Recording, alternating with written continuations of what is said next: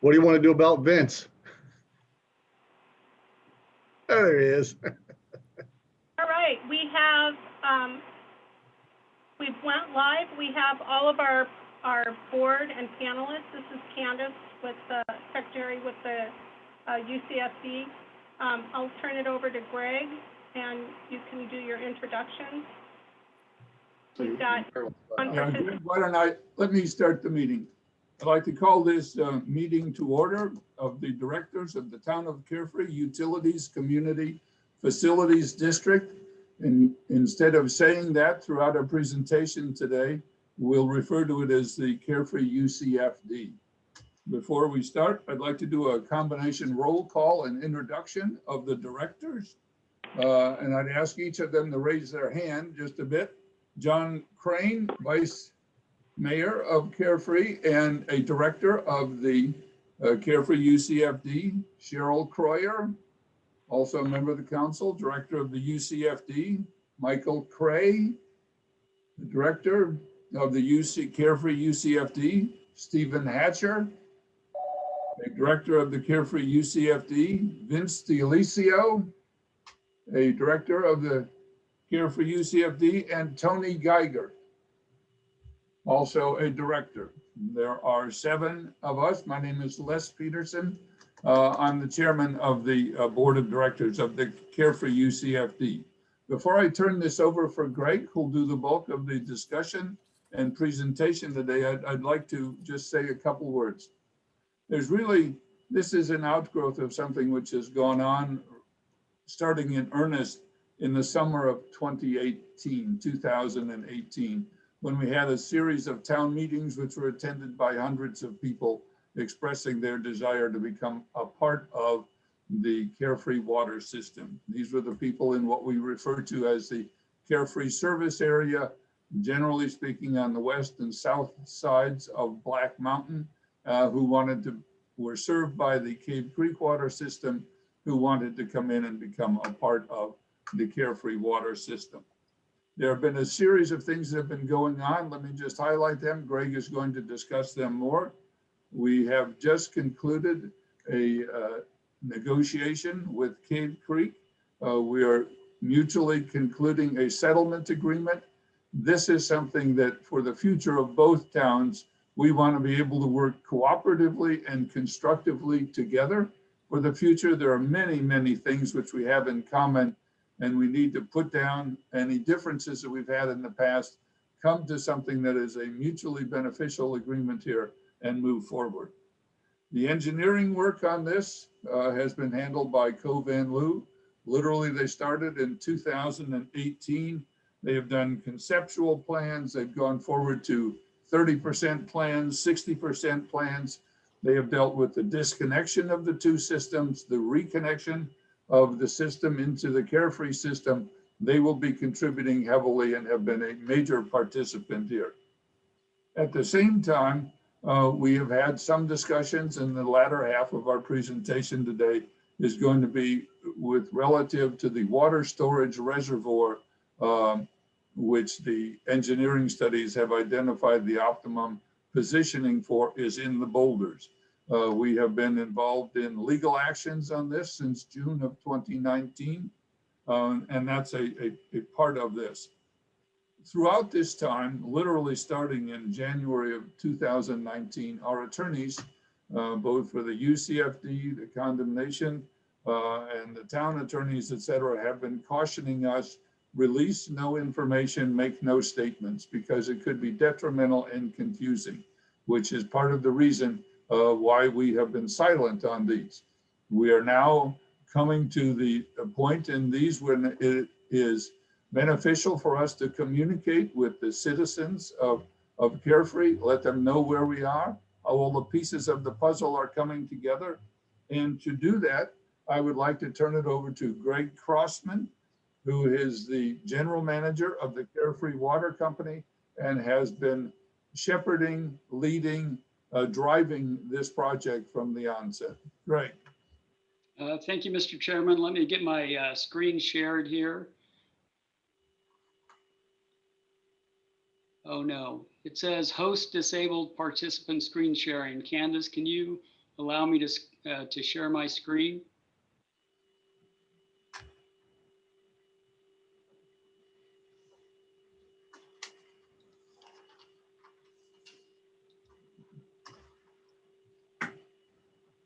Sorry, let's give Candace a minute. Is Candace there, Gary? She's there, but let me see if I can do it. We're trying to find that button again. Bear with me for just a minute. My apologies. We're not sure why it's not letting us fix it. We practiced this. For those that are new here, we practiced this and made sure that we had it ready. So numerous people that have been instrumental in moving this acquisition process forward. But again, I'd be remiss if I didn't mention 3 people in particular in the town hierarchy that have put a considerable amount of time into this acquisition process. And those would be Mayor Les Peterson, Vice Mayor John Crane, and Gary Neese, Town Administrator. So kudos to those gentlemen for sticking with this, because it has been a long process to get through to the point where we're at right now. So as far as introductions, my name is Greg Crossman. I'm the General Manager of the Carefree Water Company. I'm also the town engineer, but not for too much longer. We are advertising for a new and separate town engineer. We've just found that we have enough duties between the Carefree Water Company and the town engineer position to have 2 people fill those positions instead of 1. I have 40 years of experience in the field of civil engineering. I am a registered professional civil engineer. I've been registered in Arizona for 35 years now, 37 years in my original state of registration, which is California. I'm also a certified water operator in the state of Arizona. I have my grade 4 certification, which is the highest certification you can have in water distribution. And I'm a grade 2 certified operator in water treatment. Some of my professional affiliations include ASCE, which is the American Society of Civil Engineers, AWWA, which is the the American Waterworks Association, AZ Water, which is the Arizona arm of AWWA, and RWAA, which is the Rural Water Association of Arizona. As far as our acquisition team goes and the engineering group, from our acquisition team, all of these representatives come from the firm of Cohen Van Loo Consultants, or CVL. On the left, we have our project manager, Tracy Grundon, who's also a registered professional civil engineer. In the middle, we have our project engineer, Cassandra Alejandro. She's also a registered professional civil engineer.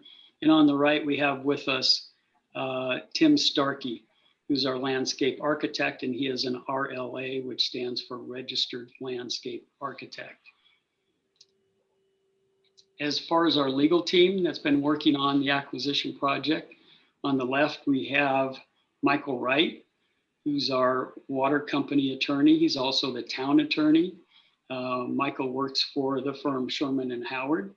In the middle, we have Chris Kramer from Jennings Strauss.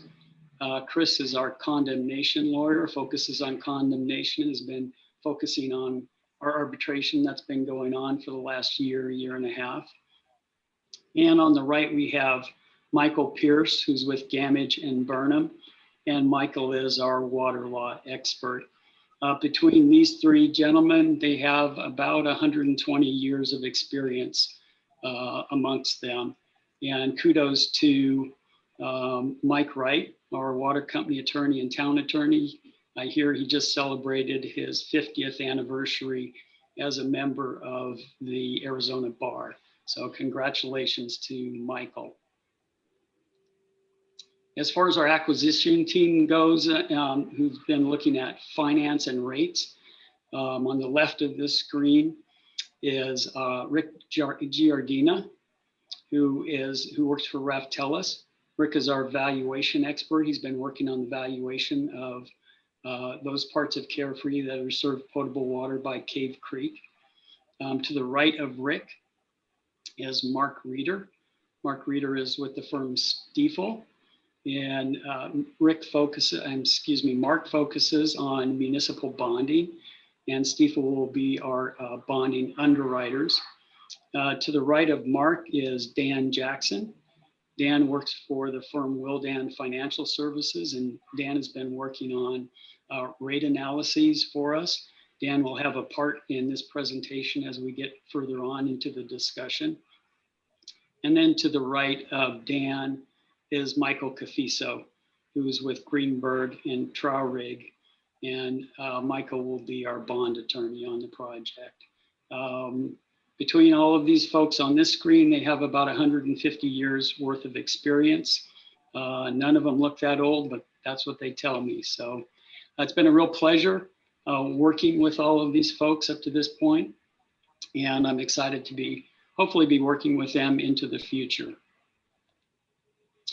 All right, where I thought we'd go next is to help explain Carefree's water organizational structure. And hopefully this slide will help out a little bit. On the left, you see the town of Carefree.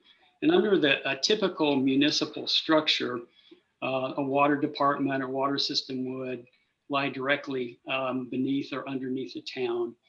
Carefree does not have a typical water organizational structure. And the reason for that dates back to when the water company was first acquired by the town in the 1997-1998 timeframe. What the town did, it had authority to do via state statute, and there were, I think, many good reasons why the town did this, but they formed a UCFD, as the chairman said, a UCFD is a Utility Communities Facility District. It is a statutorily authorized political entity and taxing authority.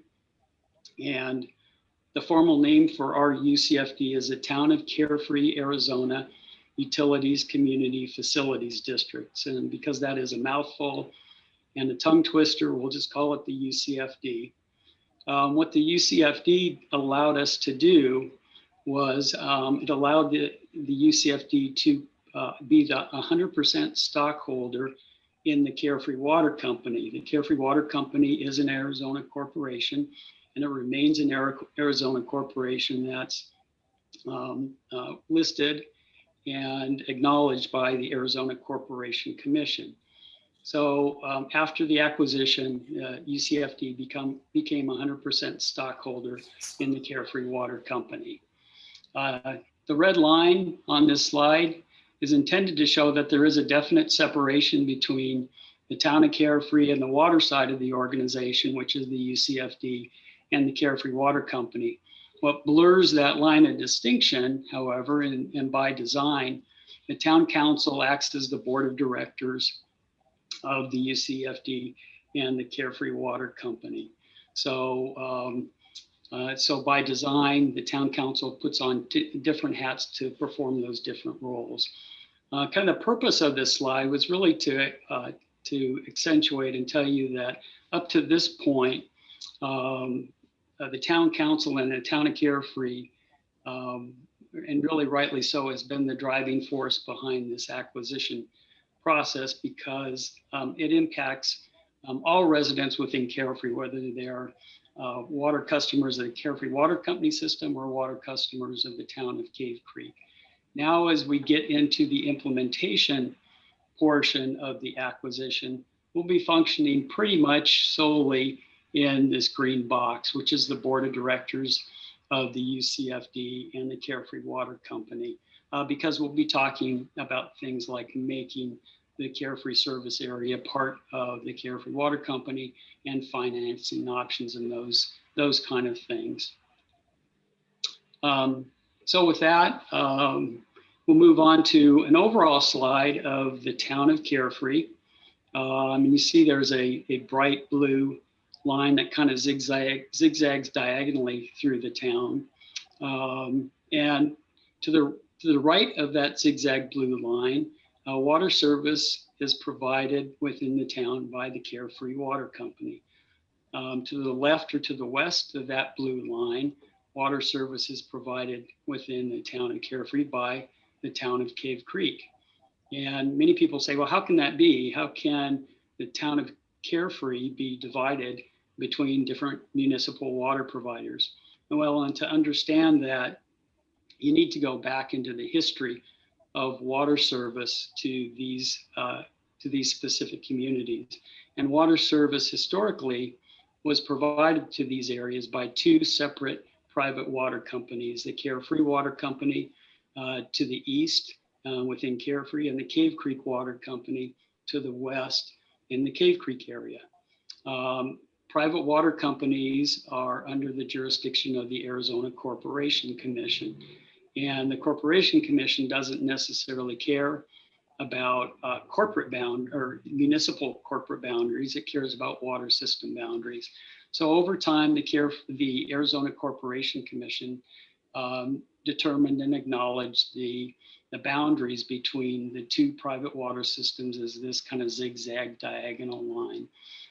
Back in the history of both water systems and communities, both of them decided at some point in their past to acquire these private water companies. But after their acquisition, the borders between the two water systems remained the same. That acquisition occurred first for Carefree in the 1998 timeframe under a friendly acquisition that we talked about with the UCFD. For Cave Creek, that occurred about 10 years later under a not so friendly condemnation that occurred in the 2007 timeframe. What was found out during that Cave Creek condemnation was that in order for Cave Creek to condemn the Cave Creek Water Company system, they needed to have the approval and buy-off from the town of Carefree. So what occurred at that point in time, a little bit before that condemnation, was a 2005 intergovernmental agreement, or IGA. And the parties to that IGA were twofold. And attorneys, I do know that this isn't completely and 100% correct, but it makes it easier to explain. The parties to that IGA were the town of Cave Creek, and on the Carefree side, it was the town of Carefree, the Carefree Water Company, and the UCFD. The provisions within that IGA were fairly simple. What it said was that Carefree would support Cave Creek's condemnation of the Cave Creek Water Company, but it did give Carefree the option at any time to acquire the customers within what would be the future service area that was taken over by Cave Creek, but that were in the town of Carefree. And those were defined, and that area was defined as a Carefree service area. So again, those portions of the town of Carefree that would ultimately be served potable water by the town of Cave Creek is the Carefree service area. The IGA also called for, there was a provision in the IGA that said if Carefree ever invoked the IGA, that the two parties would sit down and negotiate the cost to acquire the Carefree service area or the assets within the Carefree service area, because those assets, the water system has value, just like purchasing a car or a used car, the assets have value. And then another provision within the IGA was that if the parties could not reach an agreement through negotiation, we'd fall back to arbitration. Well, fast forward to more recent times, and for various reasons that we'll talk a little bit about, in January of 2019, Carefree did decide to invoke the IGA, and in informal discussions with Cave Creek, they wanted us to take the formal steps that were outlined in the IGA. So the first formal step is that we had to file a condemnation action, which again was filed in January of 2019. That led to a 120-day negotiation period. So essentially between January and May of 2019 was that negotiation period. The parties could not reach an agreement in that 120-day period. So that led us into the realm, the fallback realm of going to arbitration. The reasons for the Carefree acquisition, there were a number, and do know that there was just not one single event. There was concern from the residents in the Carefree service area about lack of representation. Those residents in the Carefree service area cannot vote for the town council of Cave Creek. And the town council is the one that sets the water rates for all of the Cave Creek water service area. They also make the decisions on how much money is spent on the water system. There were concerns about level of service within the entirety of the Cave Creek water system. There were concerns about system reliability and redundancy, water quality, system maintenance, and the effect that system maintenance would have on fire protection. There were also concerns about water supply into the future. Cave Creek has much more potential for growth than Carefree does, and Cave Creek is supporting really two water systems on a single CAP allocation, the Desert Hills water system and the Cave Creek water system. So there were concerns about water supply on the Cave Creek system moving into the future.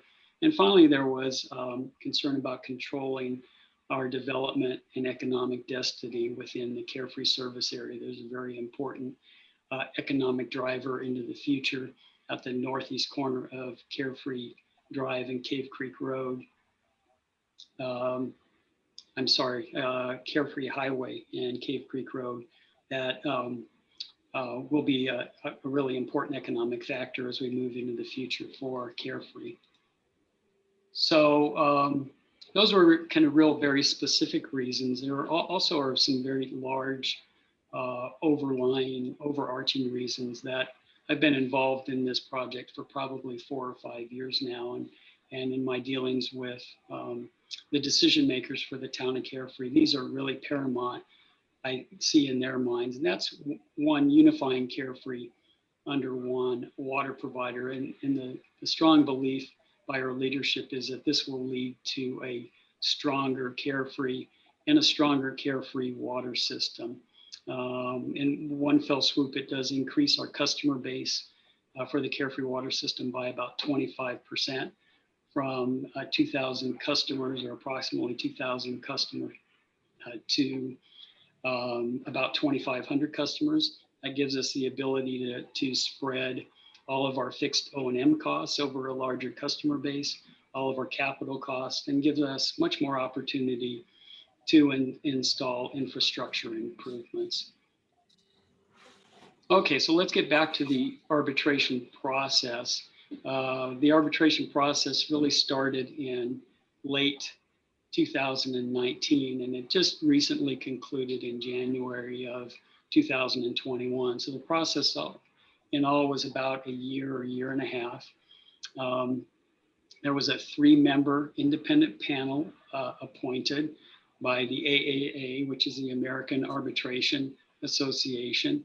Arguments were heard by this panel, or were presented to this panel. Expert reports and rebuttals were presented to the panel, and expert testimony with cross-examination was also presented to the panel. And really the primary arbitration topic was dollar value of the water system in the Carefree service area. That's what the parties could not reach agreement on. And at the start of arbitration, the parties were very far apart. Carefree believed that the value of the Carefree service area water system was at about $1.47 million. Cave Creek thought the value of the system was about it in the $17.4 million range. So again, the parties were quite a distance apart. The arbitrators heard, and hats off to them, very detailed and complex arguments. They had to sort through a mind-boggling amount of information. It even gives me a headache right now to think about how much information the arbitrators had to weed through. The arbitrators heard those arguments, and they essentially ruled and established the value of the Carefree service area system at $1.47 million. So they essentially agreed with Carefree. So that was a very favorable ruling for Carefree on the part of the arbitration panel. So the value was established at $1.47 million. And so as the chairman mentioned, we now have entered into settlement agreement negotiations with Cave Creek. There really only are a couple major points, but of course there are a lot of details in the settlement agreement. Primary points in the settlement agreement are how to handle legal and expert witness fees, because those were substantial to get us through arbitration. And then future cooperation as we move into the acquisition process and getting things done, really. So where does that put us right now? Arbitration answers a big unknown. The amount of money that we owed Cave Creek for the acquisition and that payment is round numbers about $1.5 million. That's an important piece of the puzzle. But as I like to tell just about everybody I talk to, the real work is ahead of us and ahead of me and the Carefree Water Company and the acquisition team, because I have no magic switch in my office that takes the Carefree service area off of Cave Creek Water and puts it on Carefree Water. I can tell you though that there is a huge finder's fee if anybody can find that switch and deliver it to me. But of course we know that switch does not exist. So our work is cut out for us. So in order to understand kind of the big picture of this, let's back up to 2017, 2018, when we really were starting to contemplate the acquisition of the Carefree service area. We knew we needed consultant assistance to do that. It was just too big for our small organization to handle. So in 2018, about the early to middle part of 2018, we hired the engineering firm of Cohen Van Loo, or CVL, to take a look at this, at the acquisition and some questions that we had. And they really had four primary things that they needed to accomplish. We wanted them to look at the condition and the value of the infrastructure within the Carefree service area. Then we wanted them to look at what would be the cost to disconnect the Carefree service area from Cave Creek water system. And just as importantly, then we wanted them to look at what it would take and what it would cost to reconnect the Carefree service area to the Carefree Water Company system. And then finally, we asked them to investigate financing options to get all this accomplished, and to investigate water rates and what would water rates need to be to get all this accomplished. So what I'd like to talk about a little bit further are these two middle points, and that's the cost to disconnect from the Cave Creek system and to reconnect to the Carefree Water Company system. This is an overall map again of the town of Carefree. The area outlined as in blue is the Carefree Water Company service area. The area crosshatched in red is the Carefree service area. So those portions of Carefree that are served potable water by Cave Creek. And we recognized early on in the process that the Carefree service area really was a combination of three very distinct geographic areas, shown here on this graphic by the red ovals. On the far lower left is what we call Neighborhood A, or Southwest Carefree. In the middle of the graphic is Neighborhood B, or West Carefree. And in the upper middle portion of the graphic is Neighborhood C, or Northwest Carefree. We also realized early on that the challenges for serving each of these neighborhoods was somewhat different. Neighborhoods B and C were fairly close to the existing Carefree Water Company system. There was really no physical impediment to serving neighborhoods B and C, so they were somewhat easier neighborhoods to provide water to from the existing Carefree Water Company system. Neighborhood A is a little bit different animal. It's definitely kind of an appendage of Carefree that sticks out on the southwest side of this physical impediment here, which is shown by the green blob, which is Black Mountain. There's really only one way for us to get out to the very far southwest portion of Carefree, and that's along Carefree Highway. In addition, neighborhood A has about 60% of the residential customers in the entire Carefree service area. And they have some larger commercial developments. And in fact, they have the Lowe's big box structure. And the Lowe's big box structure has a fire flow requirement associated with it of 3,000 gallons per minute. That's much greater than the fire flow requirement in any other location within the Carefree Water Company system. And it poses us a pretty good challenge to be able to meet that fire flow requirement. In addition, we have the potential future commercial development of the northeast corner of Carefree Highway and Cave Creek Road. And as a future economic driver, and that will be another challenge in water demand that we'll need to service in this area. So all in all, neighborhood A does pose a few more challenges to providing water service to than neighborhoods B and C. So essentially kind of a culmination of Cohen Van Loo's efforts is shown on this slide. And I know this is a pretty busy slide, and what we're calling this project is a Carefree Water Consolidation Project.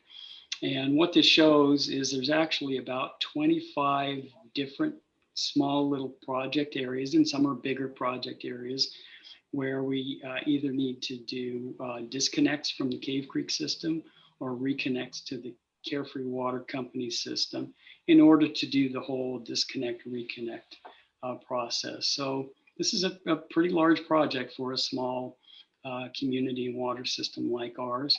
And what I did on this slide was kind of overlay the different neighborhoods, neighborhood A, B, and C. You can see where all these different projects are located. Some of them are located in A, some of them in B, some of them in C, and some of them are actually located within the existing Carefree Water Company service area.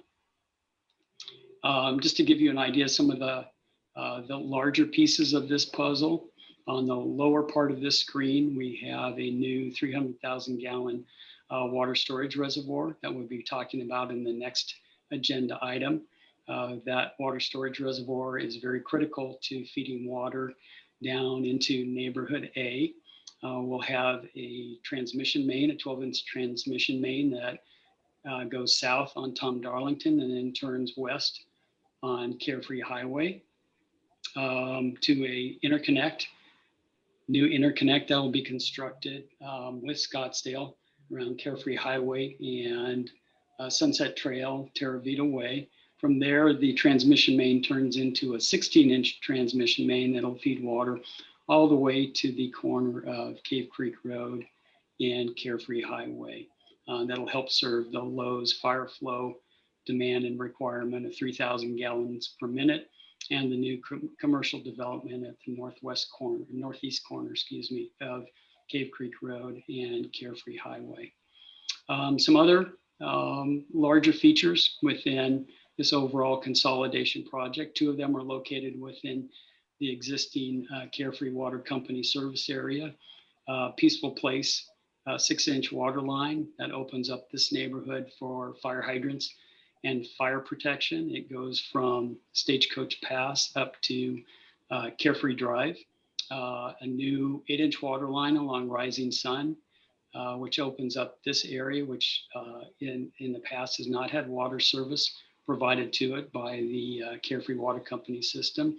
And then in neighborhood C, we have a kind of winding long pipeline along Scopa Trail between Cave Creek Road and Stevens Road. So just a kind of a smattering of some of the larger projects associated with the overall water consolidation project.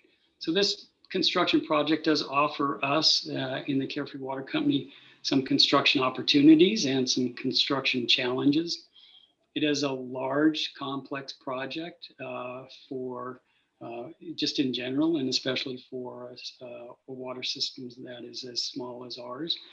But what we realized early on is that the traditional, what we call delivery method or way to get the project constructed of DBB, which is design, bid, build, where you get a low bidder, was not a good fit for this project. There's too many unknowns, too much coordination and sequencing that needs to take place. We have 2 operating water systems, and then a part of the one system that's going to be transferred over to a different water system. Very, very complex, and a lot of coordination and sequencing that needs to get done that you just can't write up in the traditional low bid type construction award.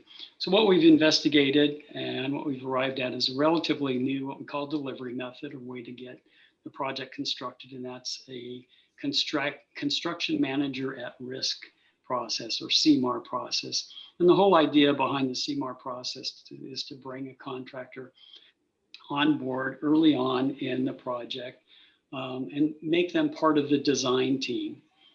So that they can offer you constructability reviews, they can offer you value engineering, they can do cost estimates, and then they shepherd the design of the project through the design effort. And then when they get to ready to construct, they're totally up to speed on what the requirements of the project are. And so we think it's a great delivery method for this project, and it is a delivery method that we are recommending. Okay, so now we've kind of talked about the big picture of what it's going to take to implement this acquisition. Let's talk about financing and the financing structure. There are multiple funding sources that we've had and that we are talking about.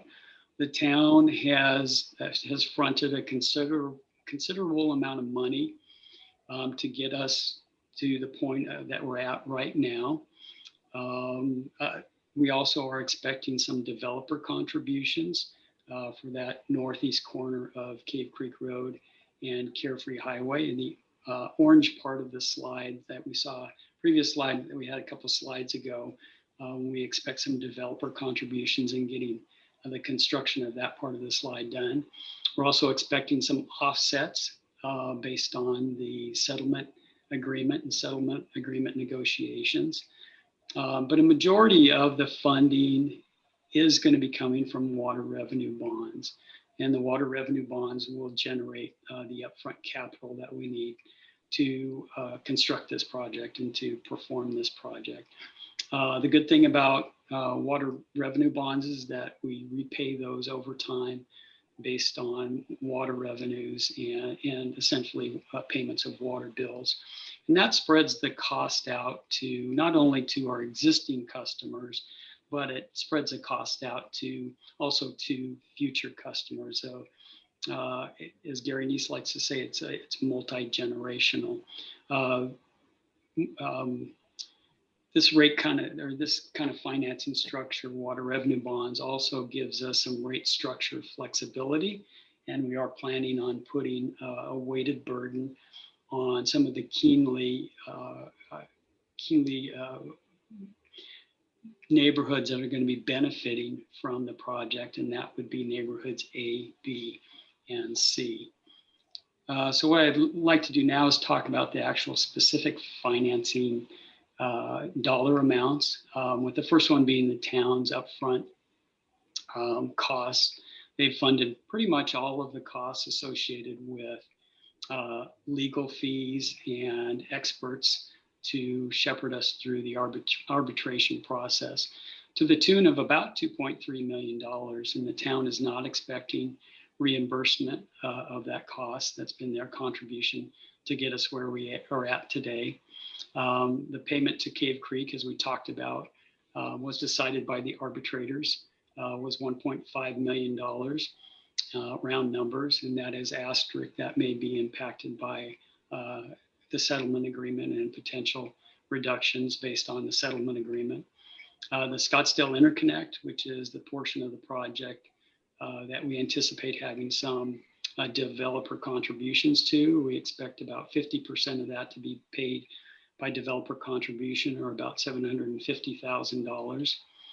And then the bulk of the disconnection and reconnection costs as developed by Cohen Van Loo, and we saw in those previous slides, with a lot of those really being reconnection costs, will be about $11.5 million.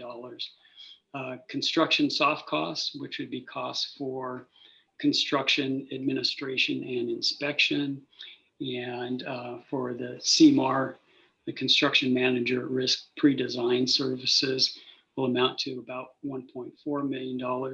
And we're also factoring into these revenue bonds dollars for improvements to the existing Carefree Water Company system.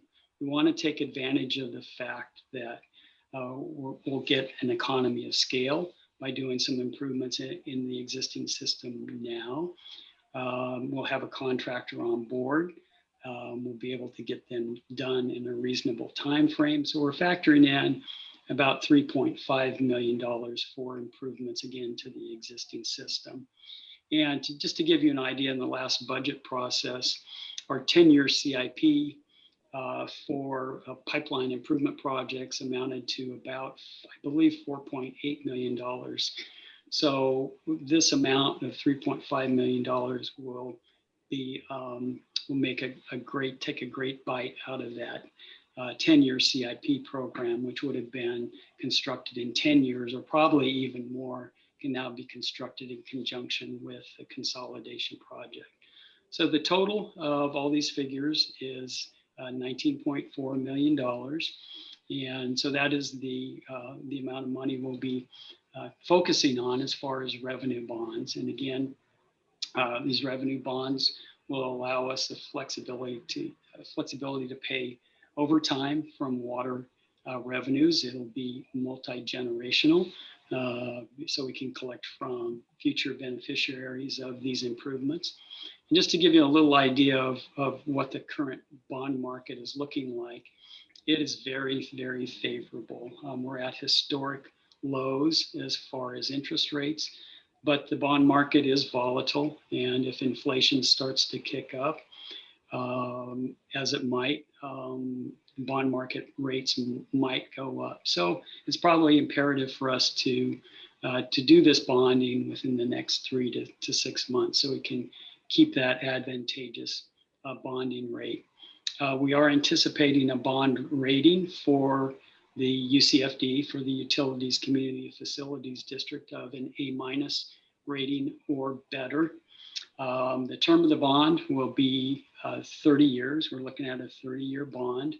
The anticipated interest rate is going to be, over that full 30-year period, is expected to be in the low 3%. So again, very attractive market right now. And the overall scoped costs in the project are $19.4 million. All right, well, that leads us to probably the bottom line question that everybody has, and that's, okay, we know about the construction, we know about the dollar amount, but how will this impact my water bills and water rates? And to answer that question, we have with us our great consultant, Dan Jackson, who's with Willdan Financial Services. Dan's worked for Willdan for 36 years and has got 36 years of experience in this field. He's performed over 400 rate studies throughout the United States, so he's well-versed in rate studies.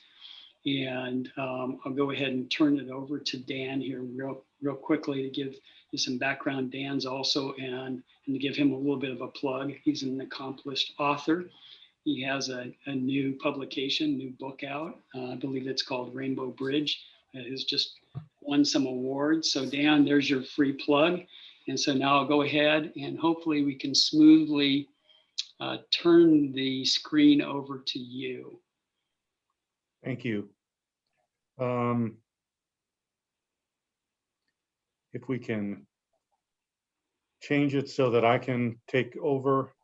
Okay, let me see if I can do that, Dan. Right, yes, if you can relinquish viewing, okay? There we Now, go. I will try to share the screen for myself. And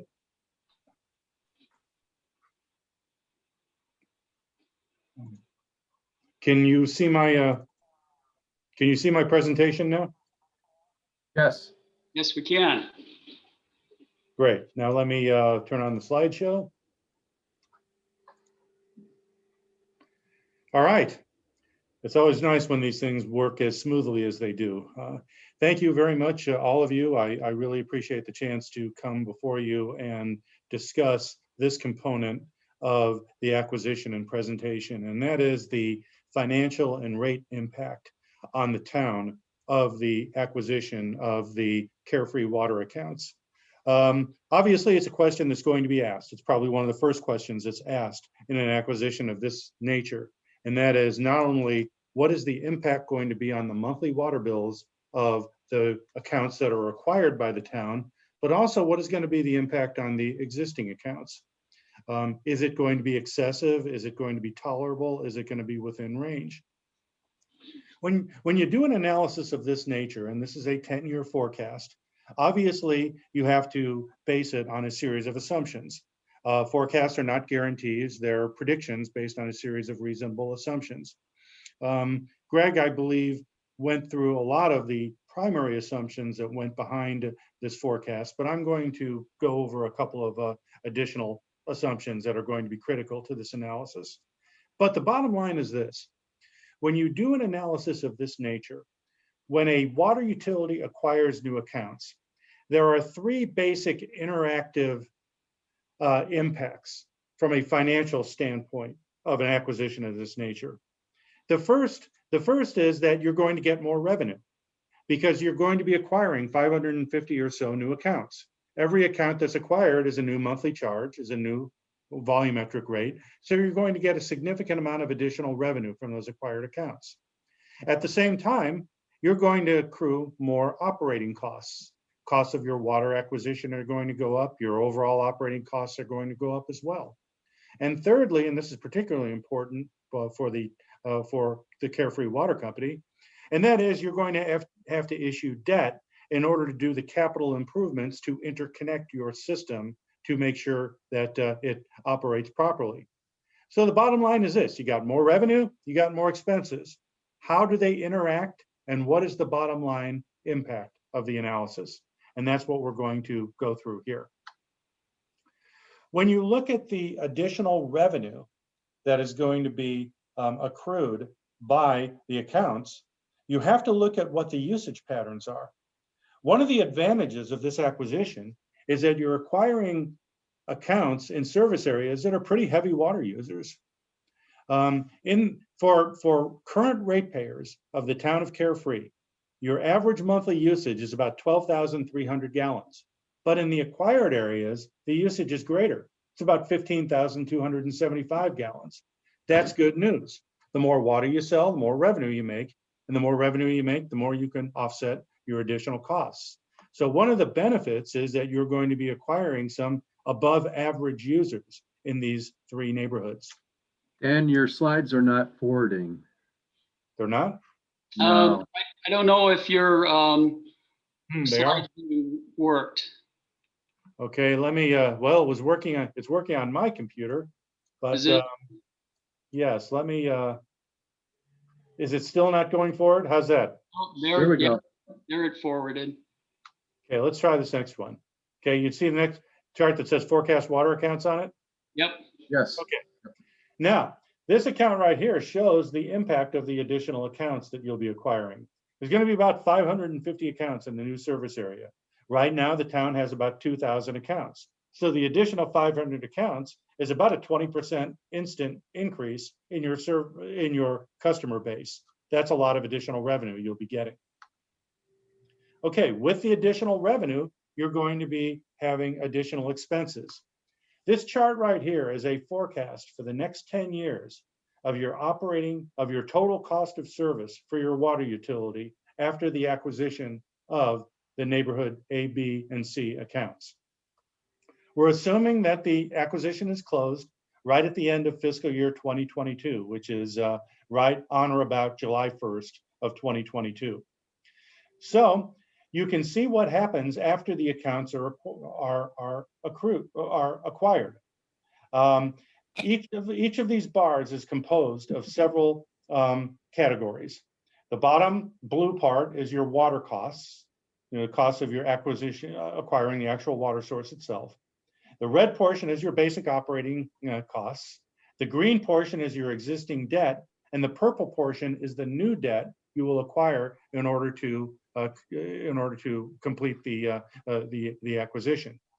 Look at what happens. As you can see, your water costs and your operating costs do definitely go up when you acquire the account.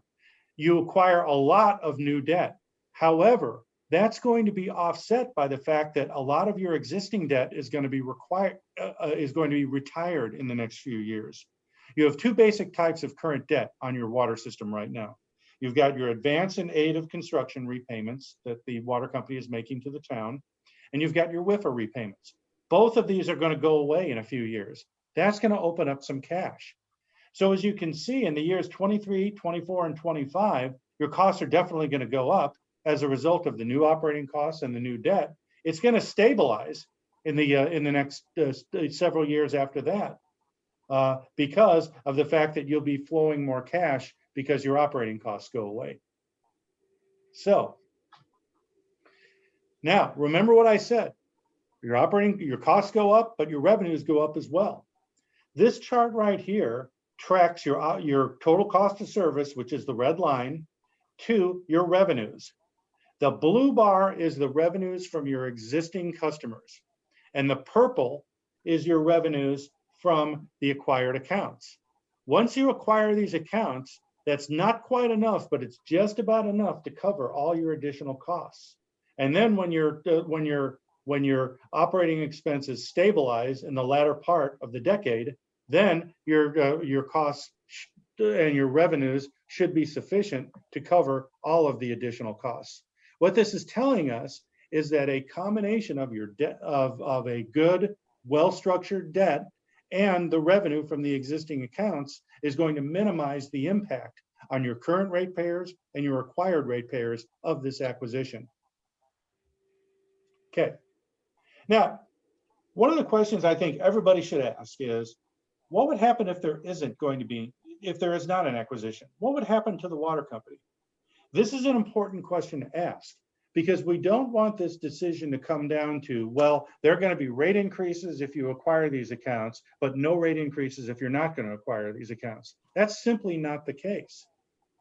If you decided for whatever reason to abandon the acquisition and just continue with the status quo for the next 10 years, you will still need to do rate adjustments. That's because your costs, your operating costs, are going to continue to go up. Look, cost of everything goes up by at least 3% a year. So it's reasonable to assume that the costs of managing your water operation, even in the absence of an acquisition, are going to go up. Plus, you're still going to have capital improvement needs. You know, water systems are expensive. They're expensive to build. They're expensive to maintain. And like any asset, they wear out over time. So as they wear out, you have to invest in the system to replace those assets to ensure that your level of service remains as high as possible. So when we were originally engaged by the city and by the water company in 2019, we did an analysis of what would happen if there was no acquisition. We called it the status quo scenario. And our conclusion was that over the next decade, in the absence of the acquisition of the three neighborhoods, the town would still need to do rate increases, annual rate increases of somewhere between 3 and 5%. To its great credit, the water company and the town have implemented rate adjustments in the last couple of years, 4.4% rate adjustments in each of these years. I know it hasn't been easy, but it has resulted in your water company being very sound financially, and it has also reduced the burden of future rate adjustments that are going to be needed by the system in the coming years. So here's the bottom line. To complete the acquisition, to improve your system, to fund all your operating expenses, to retire your advance and aid of construction debt, and to pay the debt service on the debt that you're issuing to improve your system, We project that you will need annual rate adjustments for all of your ratepayers of 4.4% for the period of time 2022 through 2026. So in other words, it's the same rate adjustment that you've done for the last couple of years. We project that you will need to continue these rate adjustments for 5 more years. After 2026, we project that your additional rate adjustments will be at most 2% a year. The need for additional rate adjustments is limited. It's limited due to the fact that you have structured the debt very well. You've pushed it out so that you can phase in the rates necessary to fund all that debt. You're going to retire these current debt obligations. Like I said before, that's going to free up cash flow in your system. And you're going to get a lot of additional revenue from the acquired accounts. These rate adjustments, while it's never easy to ask ratepayers to pay more, these rate adjustments are actually less than what the national average is expected to be for water utilities over the next decade. The average water and wastewater utility is expected to increase its rates 5 to 6% every year for the next decade. As a rate consultant, I've been pretty busy in Arizona and in other states working with utilities to increase rates because all utilities are faced with the struggle to fund increasing operating and capital costs. We're projecting that even with this acquisition, your rate adjustments will be below the national average for the next decade. This right here is your forecast rate plan for your residential customers for the next 5 years. As you can see, your monthly minimum charge right now for meters up to 1 inch is $48.31. We recommend taking it up by about $2 a month in 2021, a little bit more than $2 a month in 2022, and $2 a month in each of the years after that. You also have a volumetric rate that is what's known as an inverted block rate. It's a conservation-based rate. The more water you use, the more you pay per 1,000 gallons. The idea behind this rate is that it is intended to encourage people to conserve water use by setting the lowest unit rate for the non-discretionary water that you use inside your house. But the more water you use, the more you pay, which is going to give you second thoughts about whether or not some of your discretionary water usage, like lawn watering and car washing and filling swimming pools, is really going to be necessary. So like I said, the more you use, the more you pay. So what does that mean in terms of what people's bills are? Well, you recall from the chart that I showed you earlier that the average residential ratepayer in the town of Carefree uses about 12,000 gallons of water service a month. Now that amount varies. It's going to be a little more in the summer, a little less in the winter months, but 12,000 gallons is about the average amount. If you're a 12,000 gallon user, you're paying right about $100 a month for that service. Under this plan, your bill would go up by $4.42 a month in July of 2021. It'd go up by about another $4.62 in July of 2022, $4.82 in July of 2023, and a little over $5 a month in 2024 and 2025. That's a 4.4% increase. If you use less than that, you pay less per month, about $2 to $3 a month. Now, I hate to take these complex financial plans and summarize them all in 1 or 2 numbers. I don't like to do that. But if I did, I would tell you that under this rate plan, the vast majority of your ratepayers would see an increase in their monthly bill of $3 to $4 a month each year for the next 5 years. That's because since the average usage is 12,000 gallons a month, the majority of monthly bills are going to be 12,000 gallons or less. That's just simple arithmetic. Now, of course, there are people who use more water than that. And the people that use more water than that, of course, will pay a little bit more per month. But $3 to $4 a month is the average annual increase under this rate plan, which will fully allow you to incorporate the acquisition of the 3 neighborhoods into the Carefree water system. Now let's talk about, in the final part of this presentation, the impact on the users in the neighborhoods themselves. Remember, right now they're being served by Cave Creek. Cave Creek has a different rate structure than the town of Carefree has. They've got a different minimum charge and they've got different volumetric rates. We're also recognizing the additional cost that the Carefree Water Company is going to incur in ensuring interconnection and quality of service to these new accounts. So our rate proposal is that we take the minimum charge that your Carefree water company users are paying, your residential customers are paying, and add $20 to that. And that would be the charge paid for by residents of neighborhoods A, B, and C. Now, what does this mean? What is the impact going to be on each of the users in the acquired area? Well, the answer is this.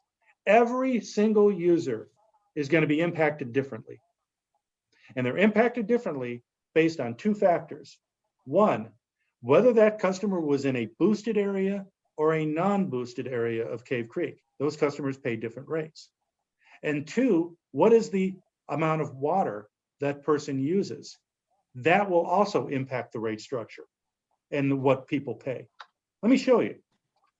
This is a comparison of the current rates that these customers are paying Cave Creek with the forecast rates for Carefree at the beginning of fiscal year 2023, which is when the acquisition would take place.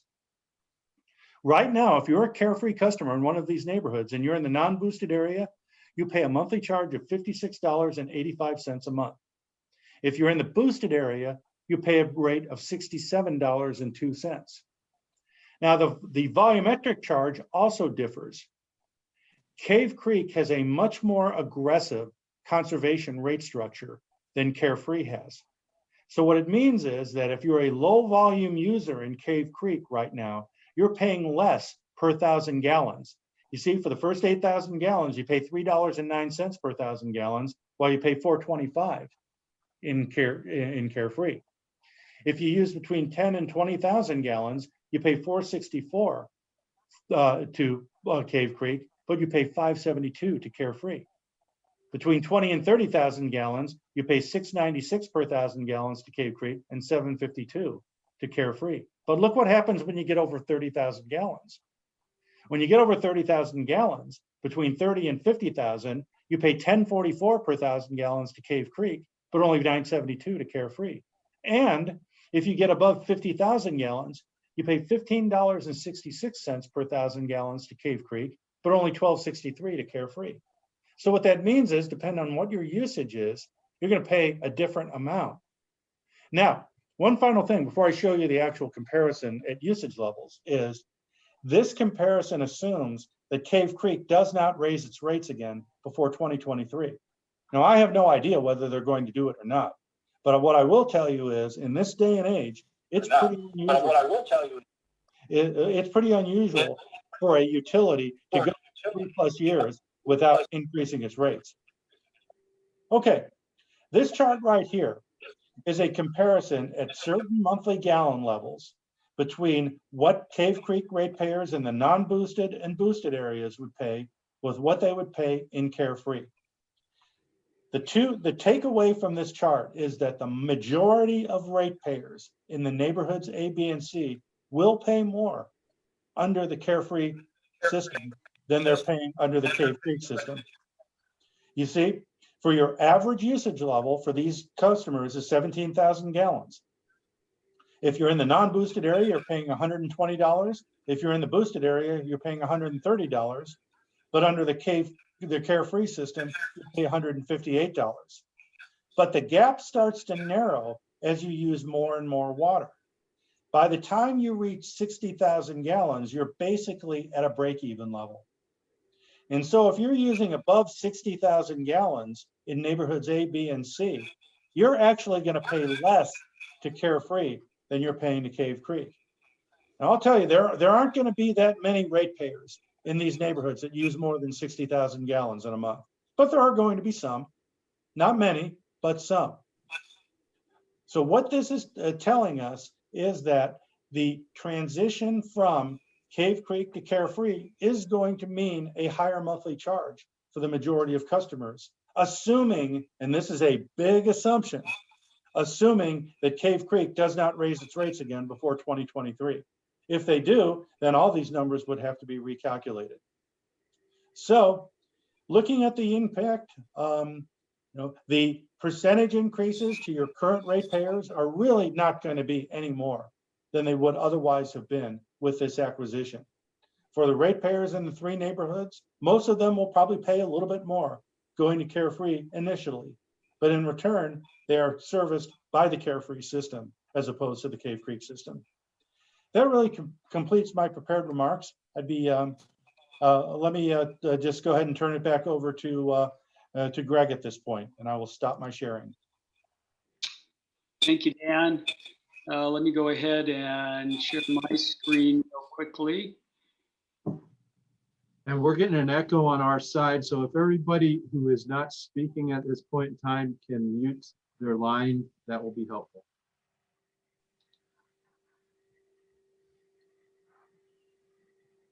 All right. Thank you, Dan, for that presentation. I appreciate it. And just to summarize some of the points that Dan brought up in his rate analysis, and as far as our rate increase history here in the Carefree Water Company system, the last 2 years, 2 fiscal years, we have had 4.4% rate increases within the Carefree Water Company system. And the average increase over the last 4 fiscal years has been 3.5%. So the proposed rate increases that Dan was talking about to support the acquisition are definitely in line with what we've been seeing in the past few fiscal years as far as rate increases go. And that would be, as Dan stated, 4.4% for the next 5 fiscal years, and then 2% after that. Those are all lower than the national average of 5 to 6% rate increases. And it does include that monthly additional amount or surcharge, if you will, or additional burden on those customers within the CSA, the Carefree service area. And Dan talked quite a bit about that. So in summary, in summarizing some of the benefits of the acquisition, big picture, it does definitely unify Carefree under one water provider. It provides certainty in the acquisition area and the Carefree service area of receiving an equivalent level of service as the rest of the town of Carefree, from a maintenance perspective, from a fire protection perspective, from a water quality perspective, and from a representation perspective. I truly believe that this is a one-time opportunity. This kind of opportunity doesn't come around very often, and it's kind of the perfect storm that allowed this acquisition to move forward. And I also truly believe that the end product of this will be a stronger Carefree and will be a stronger Carefree Water Company system. So with that, that concludes this agenda item. I'd like to open it up to any questions that the board might have. Gary, Greg, this is Steve Hatcher.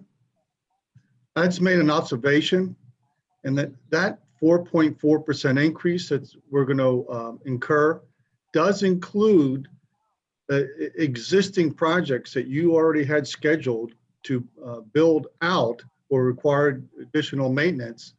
And instead of doing it over several years, we're going to be able to accelerate that project and get them done. So that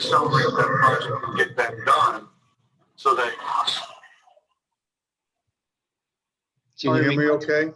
Yeah, we got some feedback at the end of that comment, but Okay. Mr. Chairman, Board Member Hatcher, that's exactly correct, that this would accelerate some projects that we would be anticipating to do within the Carefree Water Company service area over the next 10 years. This would give us the funds to do those now rather than later. And by doing that, if I may, in closing, say that the effective cost of adding the areas A, B, and C is really not being offset by 4.4% cost increase. It's lower than that because we've already had existing projects are being covered with that embedded 4.4%. So, and you just need to recognize it, the savings there. Thank you.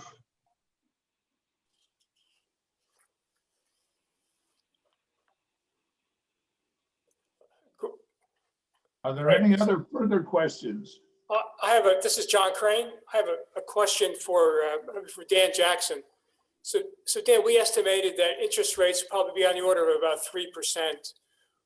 Just looking into your crystal ball, what do you see, say, beyond 6 months from now? Well, that's an interesting question. I went to the University of Chicago and I got my MBA there, so I'm a monetarist. I'm very concerned about the magnitude of the stimulus spending that's being discussed. I'm concerned about inflation. I believe interest rates are now as low as they could be.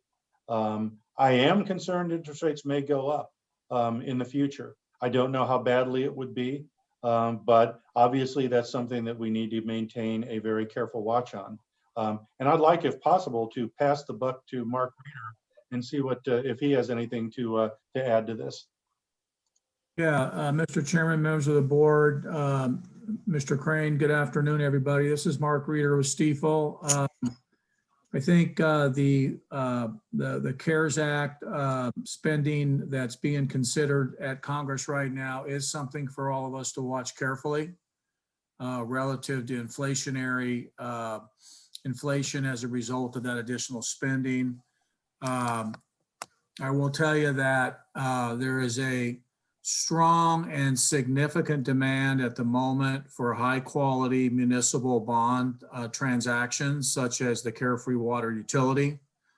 And so because of the demand for high quality transactions such as what we're contemplating herein, because we do expect a solid high grade credit rating for your district, as you all know, that we're hoping that that additional demand for the bonds will help keep that interest rates at very, very low levels. So right now, we're modeled in the low threes. I feel pretty good about that right now, and we'll work hard to keep it down in the low threes as outlined in the model. Okay, thank you. Are there any further questions from directors? Mr. Chairman, I'd just like to make a couple comments. I think it's really worth highlighting the benefits of this project to the current customers of the Carefree Water Company, and they've been touched on a bit. The CSA customers will be paying an extra $20 on the base rate per month over the existing customers to fund this project, and it's going to bring economies of scale and financial strength to the whole water utility, as well as additional cap water. That economies of scale, as Greg mentioned, also flows to the $3.5 million of upgrades that are planned for the existing system. That's a better part of a 10-year cap plan. That's going to bring fire hydrants to neighborhoods that have never had them. And that is going to be partially paid for by the customers in the CSA. So these are tangible benefits to existing customers. Dan Jackson pointed out the increased financial strength of the Carefree Water Company. Once we get the loan from the town, that's a no interest loan from the town, by the way, and the WIFA loans paid off in about 26 or 27, our financial strength of the water company will be such that we'll have limited rate increases going forward. And we'll have already accomplished a big part of the 10-year capital plan for the existing system. And the last benefit to the existing customers I want to point out is the new pipeline connection to Scottsdale. That opens up the northeast corner of Carefree Highway and Cave Creek Road. And that's going to generate sales tax revenue to fund our general fund that benefits every resident of our town. So I think those are really critical. A few other comments. Managing infrastructure in this town, we've had a history of the town pulling all together. It's not done neighborhood by neighborhood. It's done for the greater good. And a few examples I want to point out where the town has subsidized issues. The first is the $4.5 million loan that the town gave the water company to buy and improve the water company. That's a zero interest loan. So that lack of hundreds of thousands of dollars of interest payments has kept rates lower than they otherwise would be. That's a subsidy to the ratepayers of the Carefree Water Company. That's everybody's tax dollars, but it was a subsidy. It's the right thing to do, but it's worth pointing out. The other is the Boulder Sewers Project. The town spent tens, if not hundreds of thousands of dollars in attorney's fees to help get that done, get that plant closed. And now everybody pays the same rates. We had a $12 increase or an 18% increase in 2018. We're looking at another increase the end of this year, upwards of $15 more. We're all paying that. We all benefit to some degree. Some people benefit more. And the last item I want to point out that we had an issue. There's been some commentary in town about businesses are concerned about this or not happy about this, this water project. I would say the town has always looked out after the business's best interests with utilities. And the example I'll use is sewer rates in 2017. We had a situation, the mayor was in the middle of this, where the tariff for businesses in Carefree was based on chair count. And restaurants and sub businesses were getting outrageous bills for sewer systems. The town spent tens of thousands of dollars on attorneys, petitioned the Corporation Commission for relief on that tariff structure. And though we didn't get that, when we came back the next year, when Liberty Utilities redid the rates on the closure of the Boulders plant, we got that tariff changed, and the town transferred a greater portion of the total cost of sewer rates from business to residential. In other words, the residential people picked up a greater portion of the rates. So those are just examples where the town has done what are the right things to do to make our infrastructure the strongest. And I would suggest that this water project falls right in line with that. Thank you. Thank you, Tony. I would have a question for Dan and for Greg, and that is if you would talk a bit about the 30-year term, because I know there were some shorter terms that were initially discussed, and then it went to 30 years. But if I might ask you to talk about that. I can start by just talking about it from a rate standpoint. There are obviously going to be advantages and disadvantages of having longer term debt as opposed to shorter term debt. The biggest disadvantage of a longer term debt is that you pay more interest over the life of the note. However, when you look at it from a rate standpoint, it becomes a question not of how much you're paying, but who is paying. And you see, a lot of times when utilities build large projects, these capital projects have a lifespan of decades, 40 years, 50 years, even 60 years. So you're putting assets in the ground with the $19 million that you're investing in this capital project. You're putting assets in the ground that are going to still be in service in the year 2060. Long after I've retired and even long after Greg's retired. And so what that means, though, is that if you have a debt that is a longer term, then what you're doing is you're equating the debt payment with who is using the asset. Because if it's a longer term, that means more and more people in the future are paying water rates that are funding that debt. Well, sometimes people say, you know, why can't we just pay for this all at once? We pay for it all at once and we won't have any debt on your system. That is true. But it also means that anybody who moves into the town of Carefree next year or the year after that gets a free asset because they're getting the benefit of the asset and they haven't paid for it at all. So from a rate standpoint, it's more equitable to stretch out the term of the debt because then you're equating the debt payments with the people, the current and the future ratepayers that are actually using the assets themselves. Mark or Greg, would you like to add anything to that? Yeah, Mr. Chairman, I was just to reiterate what Dan said. I think a longer term bond, a 30-year bond, makes it more of a multi-generational type repayment of these assets. It spreads the cost over those people who are going to benefit, like Dan said, from the assets. And so, you know, if you start to shrink it down to 25 years to 20 years, it then puts an undue burden on our current customers and those near-term customers. So it does make sense to spread it out over that 30-year period. And as Dan said, a lot of these assets then have a useful life of 50 years or above, 50 to 75 years. So you're really spreading out the cost of those assets to the ratepayers that benefit from the assets. Okay, thank you. Anyone else have a question or comment? Yep, I have one additional question for Greg. So Greg, in the financing details, you show improvements to within the existing Carefree Water Company of $3.5 million. And so my understanding is that will be accomplished during the CMAR, during that period of time over the next 2 to 2.5 years. So my question to you is, what do you anticipate those improvements to be? Maybe you should elaborate on that a little bit. Mr. Chairman, Vice Chairman. Sorry, I'm getting a little bit of feedback.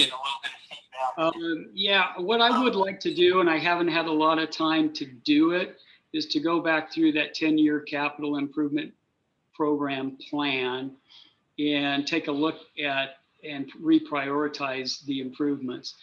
Typically, what those improvements were identified as was taking care of deficient pipelines, either deficient pipelines from a size perspective or from a maintenance perspective, pipelines that we've had trouble with as far as failures go, and also pipelines that were deficient in size. In order to have fire hydrants in a neighborhood, you need pipes that are sized at 6 inches or greater in diameter. A lot of our neighborhoods in Carefree have pipelines that are 4 inches or less in diameter. So we identified some key corridors within these areas that do not have fire protection, do not have fire hydrants. And a good example of that is the Highlands area. Has a lot of small diameter pipe in it. We choose some real critical corridors to install larger pipelines within so that we can get some fire hydrants up in those neighborhoods, as well as say that the neighborhood along Stagecoach Pass at the base of Black Mountain, some of the neighborhoods off into the east in the Carefree Velvet Shadows Rolling Hills subdivisions. There are some 4-inch lines in that area. Kind of do a smattering so we can spread out the benefit to the entire Carefree Water Company community. These are all important topics, but in the interest of moving forward, I wonder if we might close off the questions and discussions, unless someone has something very pertinent we could talk about later, and move to the reading of the public comments received relative to agenda item number 2, which we've just addressed. And if I might ask Candace and Chase to read off the letters that we have received. Board members and Chairman Peterson, this is Candace. We have 58 letters for this agenda item, and I'll go back and forth with Chase here from the water company. First letter, dear Mayor Peterson and Carefree Council members, we have been members of the Carefree community for over 15 years. We vote in Carefree and expect our elected officials to accomplish, quote, promises made, promises kept, end quote. We are promised that we would finally be united under the Carefree Water Company. During the years we have lived in Carefree, we have had to deal with low water pressure, high water pressure, sediment in the water, brown water, etc. And now we're receiving disturbing warnings that our water levels have high levels of THM. But of course, this is not supposed to be harmful. Really? Does the Cave Creek Water think that we are so ignorant? Why put a warning out if it's safe? The Cave Creek Water Company has not been well maintained. Please be true to your Carefree constituents and follow through on bringing us into the Carefree Water Company. The decision of the location of the required buried reservoir should be based on the professional engineering firm's analysis, as well as providing best service for all. Thank you, Alan and Grace Tanas in on 61st Street, Cave Creek, Arizona. Sentinel Rock residents. Okay, second letter. To whom it may concern, my name is Michael Miller. My wife, Gail, and I live at 35802 North 61st Street, Carefree, Sentinel Rock, and we are both registered voters. I am writing in favor of our water being converted from Cave Creek Water Company to Carefree Water Company. Not only does the quality of Cave Creek water concern us, so does their lack of maintenance and repairs to the existing system. I understand some people are concerned about the location of the WSR. I'm guessing none of them are experts, so I suggest we listen to the real experts and get this done. The addition of 500 new customers to the Carefree Water Company can only strengthen it for all of its customers. I truly hope this issue will be resolved shortly, as the mayor and council we voted for stress its importance at election time. Respectfully, Michael and Gail Miller. Next letter. Dear Ms. French Contreras, please forward this letter to the mayor and council for February 9th meeting. My husband and I are very concerned over quality issues with Cave Creek Water. We have received multiple notices with our water bill from Cave Creek warning of elevated levels of trihalomethanes, THM. We have water pressure issues as well that have resulted in numerous repairs. We are troubled by the lack of long-term maintenance, fire hydrants in poor condition, and there is no maintenance on cap, pipeline, and pumps. Cave Creek has identified but has not scheduled over $20 million in deferred required projects to try and get their system in order. And there is no backup supply line to bring water to Cave Creek. The system is totally reliant on one 35-year-old pipe. What happens if that fails? Ill planning with regard to the long-term water resources as Cave Creek sends over ever-increasing portions of their fixed cap allocation to the Desert Hill system. This was never accounted for in their long-term water resource planning. We are also worried about the possible negative impacts on property values due to ongoing drought and potential cap cutbacks leading to potentially severe Cave Creek water conservation measures. Adding our homes as accounts to the Carefree Water Company will result in economies of scale leading to greater financial strength of the water company in the long term.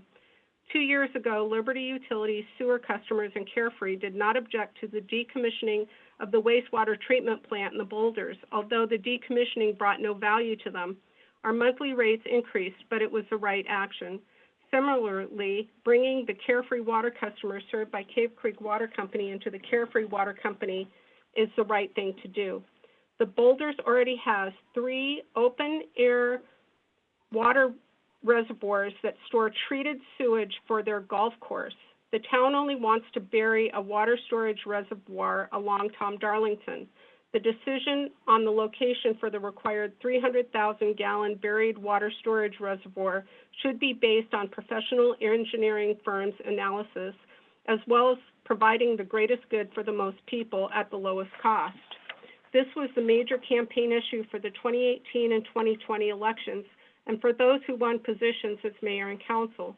The majority of the citizens want all residents to be unified under the Carefree Water Company and for all residents to have a vote in their water future. We support the town of Carefree to provide a good, clean, reliable source of water meeting federal standards and approve its acquisition of our account. Catherine and Ethmios Papadopoulos, my apologies on that name, Carefree, Arizona. Next letter. Dear Mayor Peterson and members of the Carefree Town Council, my wife and I have been full-time residents of Carefree for over 10 years. During that time, and more recently, we have experienced an annoyance and personal expense of periods of low water pressure, water outages, and poor water quality due to elevated levels of trihalomethanes as well as sediment that plugs our faucets and toilet fill valves. All of these issues are due to lack of long-term maintenance and investment by the town of Cave Creek. Now, unless our township protects our interests, we face the added and real possibility that when we try to sell our home in future years, we will suffer significant devaluation of our investment due to the perceived, as well as real, water issues that will, and should, trouble prospective home buyers. We were never that naive to believe our retirement here would be truly carefree. There are always things that are beyond human control that we have to deal with. However, we do not deserve the additional concern that the officials we voted for this past August, within whose control the ability and responsibility to ensure a clean and reliable water supply rest, are not decisively acting to protect our health and home values. Respectfully, Jeff and Renee Kerner, Sentinel Rock. From James and Cheryl Ori, Sentinel Rock Road, Carefree, Arizona. As a 15-year residents of Carefree that have been on the Cave Creek water, we would like to tell you how delighted we are to hear that we were finally moving to Carefree Water Company. It was a major issue for us during the last election. Over the years, we have been concerned with the various contaminants identified in annual water quality reports, in addition to significant water pressure fluctuations, which have resulted in numerous rebuilds of our water pressure regulator. Thankfully, we have not experienced any catastrophic line failures due to pressures above 110 psi. Also, it is our understanding that there are long-term water supply concerns and the possibility of significant rate increases due to deferred maintenance and upgrades of the Cave Creek water system. We are aware that some residents of the Boulders are objecting to the location of the buried water storage reservoir. Although we sympathize with NIMB, we recognize the topography in our area and sound engineering judgments limit the alternatives. Hopefully, they will recognize that it is good for all the residents. Sincerely, James and Sherry Ori. Next letter. We reside at 36038 North 61st Street in Carefree. We vote in Carefree, etc., although we receive our water from Cave Creek.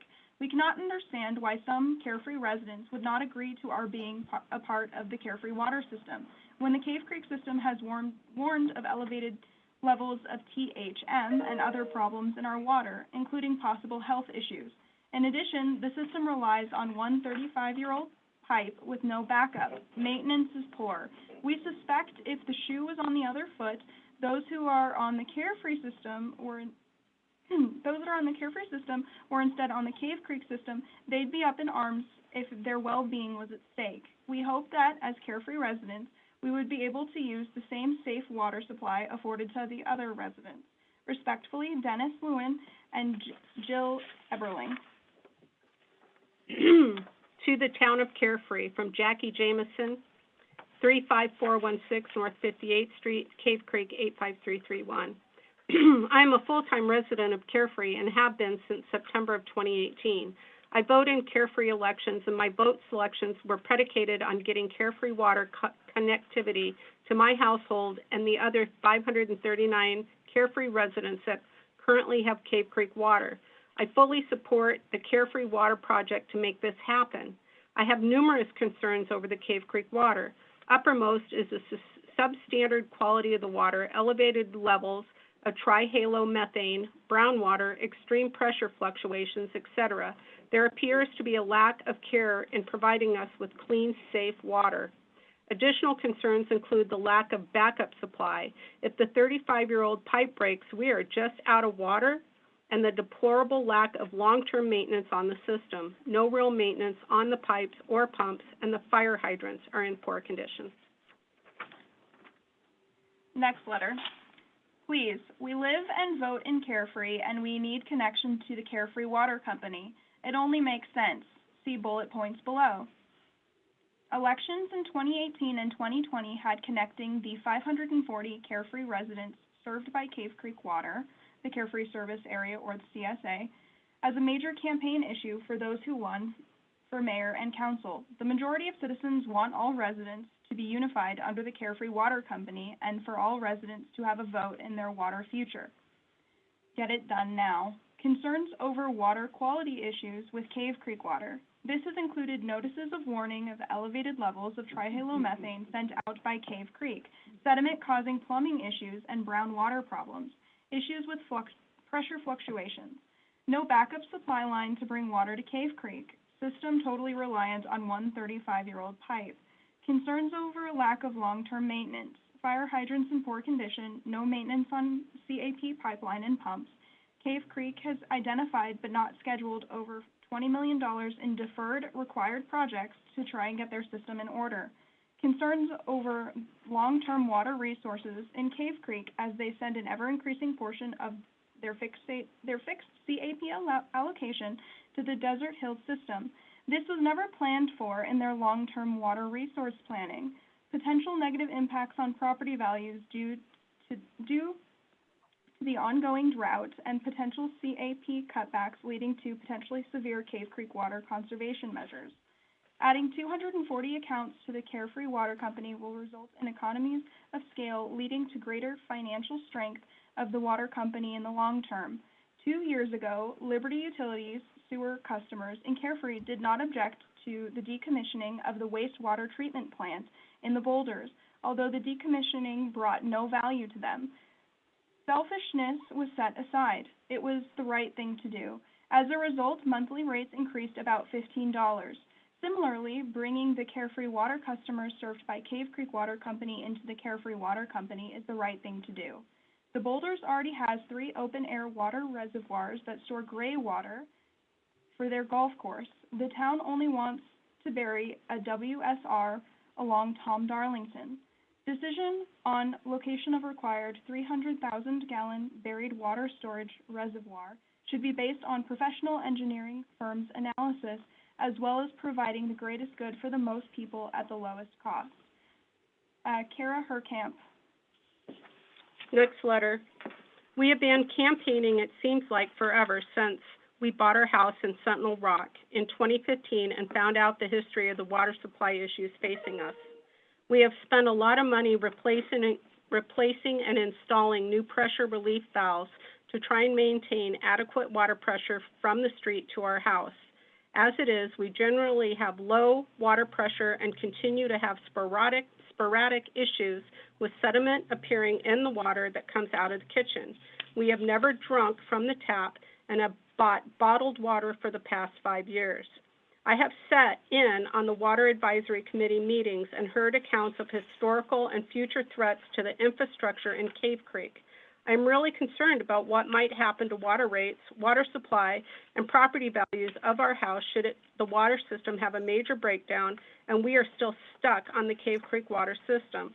Without being reassured that we have reliable and stable water supply system with modern-day infrastructure rather than pipes, pumps, etc., that have over a 30-year history, we are at risk. We need to get on Carefree Water as soon as possible. Paul Malley and Lynn Palmer, 60th Street, Cave Creek, except we are in Carefree Sentinel Rock Estates. Next letter. Hello, Candace. I am a resident in Ridgeview Estates in Carefree. I am strongly in favor of our residents being serviced by the Carefree Water Company. There is substantial deferred maintenance with Cave Creek water, and at times the water is brown and the water pressure varies substantially. Best, Dave Lord. Next letter to the town of Carefree from Eva Kilgore, 7053 East Ridgeview Place in Carefree. I have lived in Carefree for 17 years, and even though I live directly across from Carefree Town Center, I have been serviced by the Cave Creek Water Company for most of those years. I am very concerned about the quality of water provided by Cave Creek, elevated levels of trihalomethane, and have been adversely impacted by the pressure fluctuations in their water service. I'm equally concerned about their ability to provide adequate water service to us over the long term due to their lack of maintenance of the current system. Since we are not Cave Creek residents, we have no voice in their water management decisions and have no way to hold them accountable for water issues. The primary reason I voted for the current Carefree council members was to support their effort to move our home and our neighbor's home over to the Carefree Water Company. Please do whatever is necessary to accomplish this transfer. Next letter. To Carefree decision makers from Ronald and Barbara Neagle, property owners and residents since 2001, 6044 East Mountain Court within Sentinel Rock neighborhood, Carefree voters. Ron and I feel this is an extremely critical issue for the future of Carefree and will impact all Carefree residents positively in the future if this project moves forward. Yes, it will specifically affect the 540 Carefree residents currently served by the Cave Creek Water Company, but we are not a small portion of the Carefree population. Honestly, this was a major issue for us and the issue that we based our voting decisions on and remain the critical issue for us in the future. We do not trust the quality of water provided by the Cave Creek system, and we have complicating medical conditions, resulting in the constant expense of bottled water, along with plumbing issues due to brown water causing additional expenses.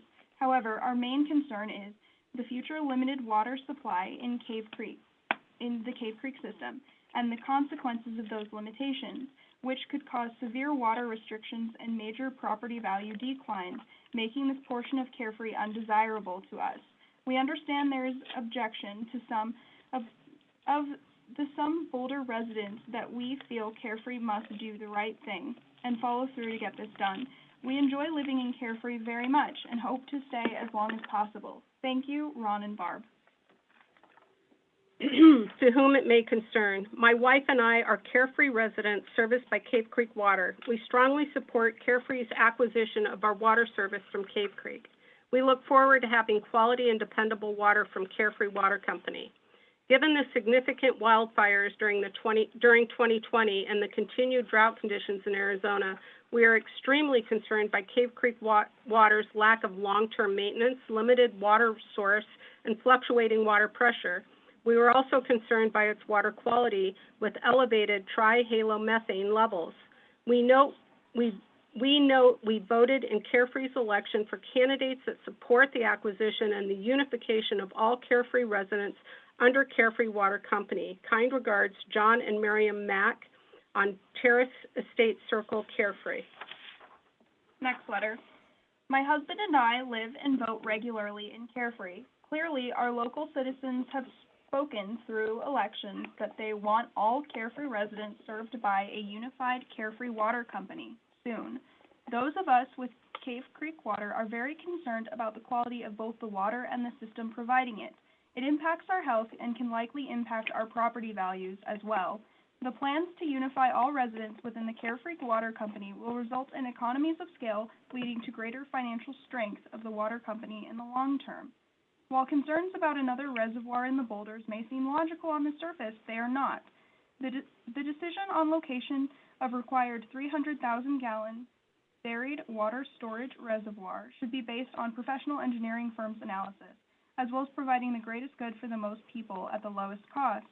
This is the direction on which our citizens have agreed. Now we must proceed with all haste to implement it. Thank you, Kathy and Ron Reamer. Next letter. We live in Carefree. Brent and Sandy Wills, 5641 East Canyon Creek Circle, Cave Creek, Arizona, 85331. We also vote in Carefree.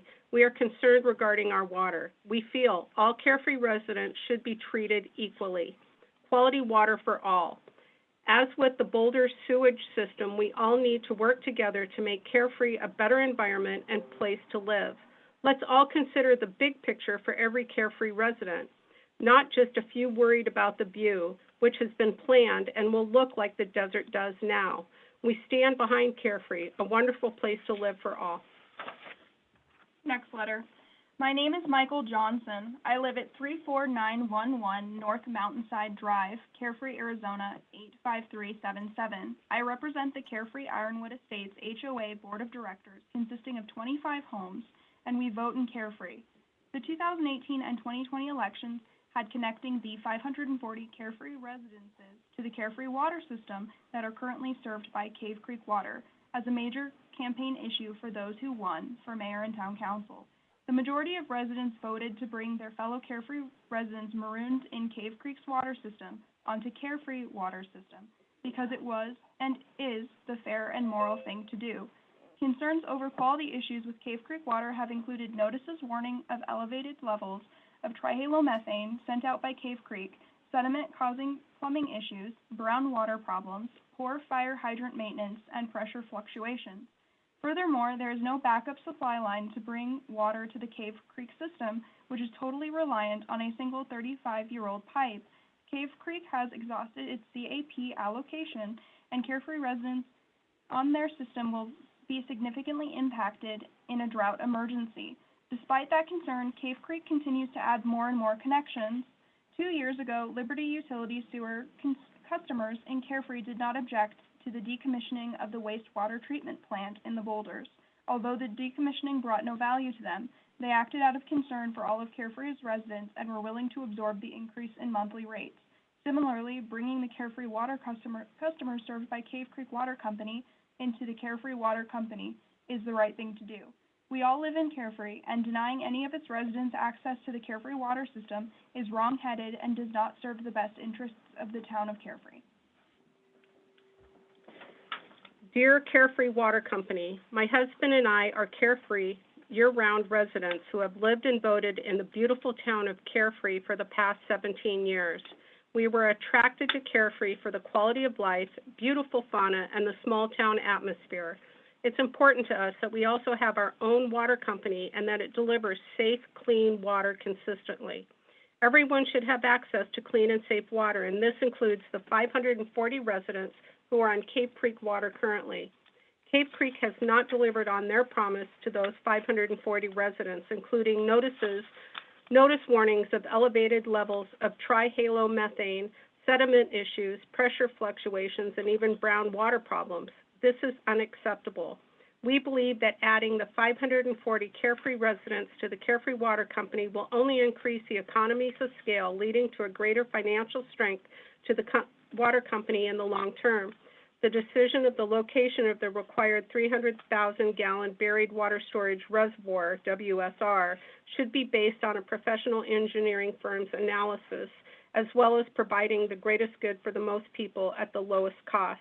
In conclusion, we support the Town of Carefree Water Company and their initiatives in providing clean water to all existing and future Carefree residents. Thank you, Gina and Mark Kagi, Carefree.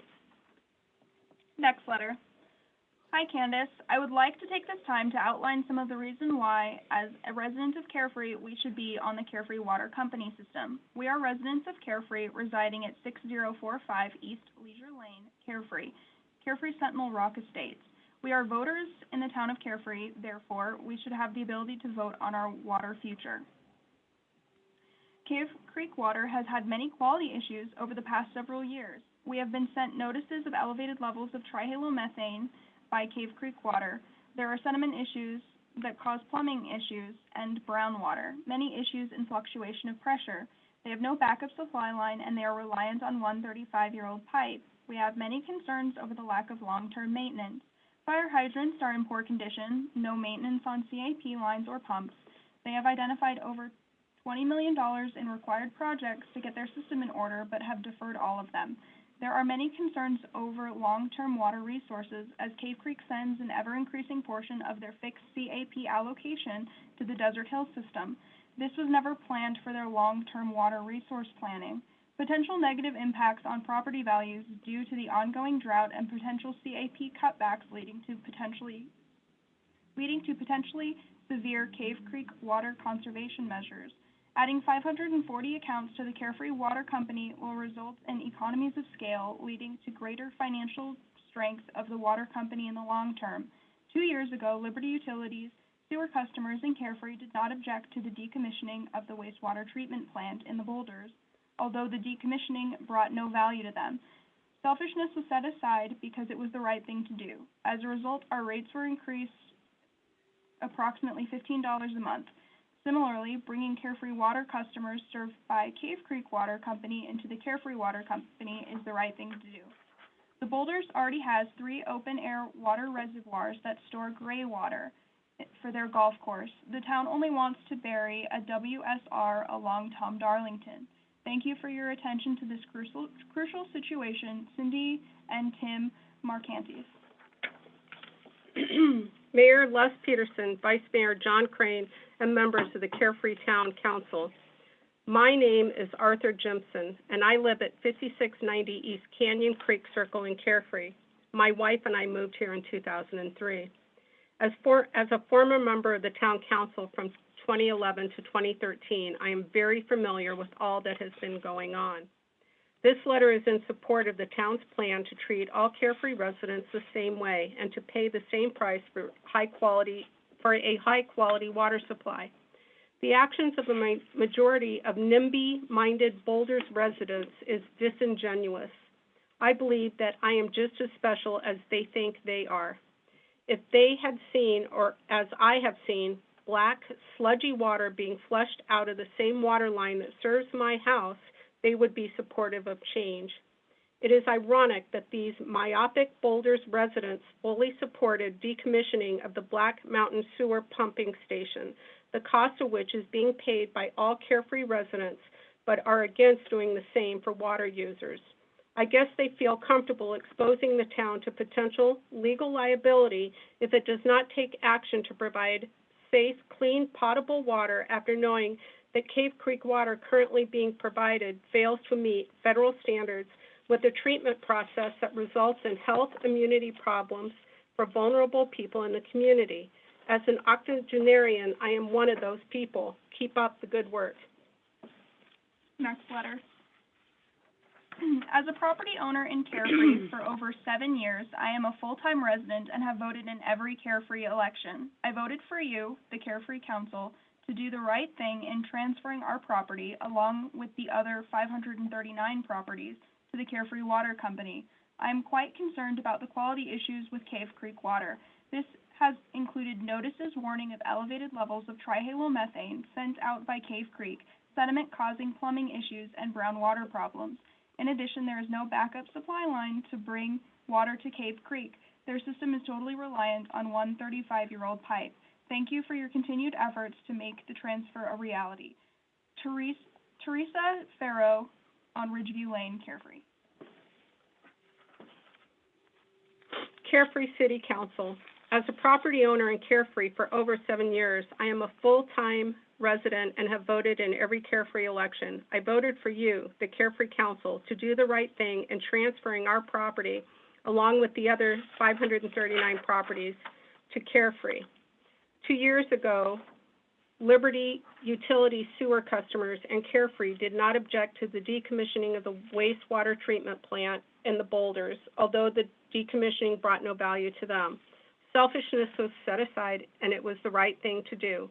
As a result, monthly rates increased about $15. Similarly, bringing the Carefree water customers served by Cave Creek Water Company into the Carefree Water Company is the right thing to do. Ralph Farrow, Ridgeview Lane, Carefree. Next letter. Candace, we are counting on the town of Carefree to do whatever it takes to put us on Carefree water. We do not trust Cave Creek to be responsible to provide us with quality or sustained supply of safe water. Much of their water is sent to the Desert Hills system and new developments in an irresponsible manner. Cave Creek has done a terrible job of maintaining its water infrastructure. Also, the water quality is sometimes very concerning. As far as the location of the water storage facility is concerned, it will be underground and as such cannot be considered much of a nuisance for Boulders residents. Please make this happen. Thank you. Glenn and Alice Ernst on Ridgeview Place. To whom it may concern, it has been brought to my attention that we are getting closer to being moved from Cave Creek Water Company to the Carefree Water Company. Since I live and vote in Carefree, I am anxious to see this happen as soon as possible. Please do whatever you can to expedite this. Thank you.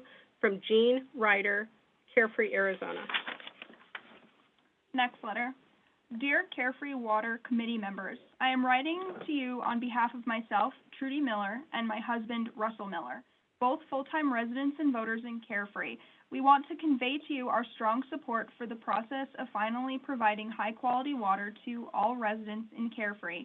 This upgrade offers numerous benefits to our area. I would like to mention only a couple.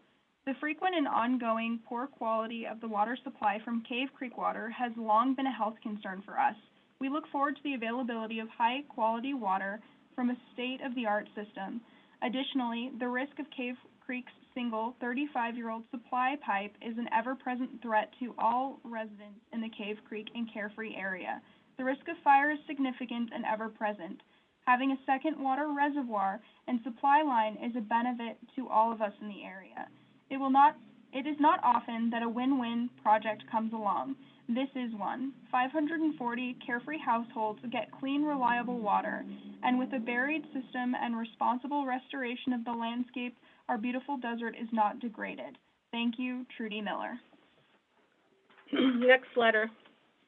As a registered voter in Carefree affected by the switchover from Cave Creek water to Carefree water with great interest, I have attended many of the meetings put on by the mayor and vice mayor regarding all of the reasons for the change. The lack of maintenance, backup water supply, and water quality of Cave Creek are alarming, to say the least. We have hydrants in our neighborhood that have sunk into the ground below the level that they could be accessed in an emergency. I have received the communications from Cave Creek downplaying the importance of the results of water quality testing. I have been disappointed that this issue is taking so long to resolve. please relay to the Town Council my appreciation for the undertaking this project to begin with, and the importance I place on bringing it to a successful conclusion. Lou Mataziak, President, Ridgeview Estates HOA. Next letter. I have just been informed that the town is rethinking moving us to Carefree Water. All I have to say is, what? For the last 2 years, this has been a top issue in this town. We voted on these issues. You were elected to achieve this move. I totally do not understand. I live in the area affected by Cave Creek water. We just bought our house shortly before the issue became public 3 years ago. Imagine my surprise when my water bills from Cave Creek started warning me that the water did not meet federal standards and that we should refrain from using the water if we were older. How many Carefree residents fit that category? My cat even got sick drinking the water. Since that time, we have had to buy bottled water. Our only hope was the lawsuit you brought against Cave Creek. Now we win that lawsuit and you decide not to move forward? Shame on you. I will say I will not be voting for any of you again if you continue with not moving forward. The people in the Boulders do not want an underground tank. Well, I did not want my sewer bill to go up either, but we knew it was the right thing to do and sucked it up. Time for my friends in the Boulders to return the favor. Best regards, Carol Kamiski on Ridgeview Place. We are Carefree residents serviced by Cave Creek Water. We have significant concerns over Cave Creek water quality and long-term viability due to the deferred maintenance, lack of planning. We voted in 2018 and 2020 for the successful mayor and council who campaigned for unifying all Carefree residents on Carefree Water. It's time to get this done. As happened with the decommissioning of the Liberty Utilities wastewater treatment plant, bringing all Carefree residents onto Carefree Water is the right and unselfish thing to do. Decision on the location of the storage tank should be based on facts and data, not the selfish emotions of a small group of people. Charles and Sue Laurenti on Mountain Circle, Sentinel Rock Estates. Next letter. Hello, Candace. Although we have a Cave Creek mailing address, we live in the city of Carefree. After moving here in the summer of 2017, we almost immediately started noticing problems with the water quality. Dark brown water would dispense from any faucet in the house. Sediment would collect in the toilet tanks. Toilet flush valves would stick open due to sediment. The autofill valve in the pool would get clogged and stop working. We are strongly in favor of the change over to Carefree Water, especially after learning about high levels of contaminants and the fact that Cave Creek has an aging system with no backup plan if something happens to the supply line. We hope the change can happen very soon. Respectfully, Daryl Dopke. Next letter. Please do the right thing for Carefree and move forward to assure a quality, long-term water supply for all residents. When we started getting water bills stating the poor water quality, we were alarmed. As we learned more, we were very pleased that Carefree was doing the right thing for all of us to get us back into the Carefree water system. We voted and made sure to support those who support all of us and do the right thing. The legal battle with Cave Creek has taken a long time and a lot of persistence. Now that legal battle is over and Carefree is able to move forward to do the right thing that we have fought so hard to achieve, it is unbelievable that there is even a question to not move forward. There are 540 homes that need this. However, we all need this? This affects everyone. What if the shoe was on the other foot? How would those few residents doing the right thing feel if it were them who needed this? Would they not be screaming to move forward, please? Please do the right thing and move forward with the plans we have supported for a long time. Rick Kosmiski on Ridgeview Place in Carefree. Next letter. To whom it may concern, as a property owner in Carefree, I enthusiastically support the efforts to connect the 540 homes in our town of Carefree to Carefree Water Company. We residents who are currently served by Cave Creek Water have major documented concerns regarding water quality, sediment buildup, brown water, and pressure fluctuation issues. More importantly, long-term water resources may be endangered as Cave Creek sends a portion of their allocation to the Desert Hills system. Additional concerns include the aging Cave Creek system being reliant on only one supply pipeline. Fire hydrants are in poor condition and the maintenance has been deferred on pipeline and pumps. These issues affect our safety and our property values.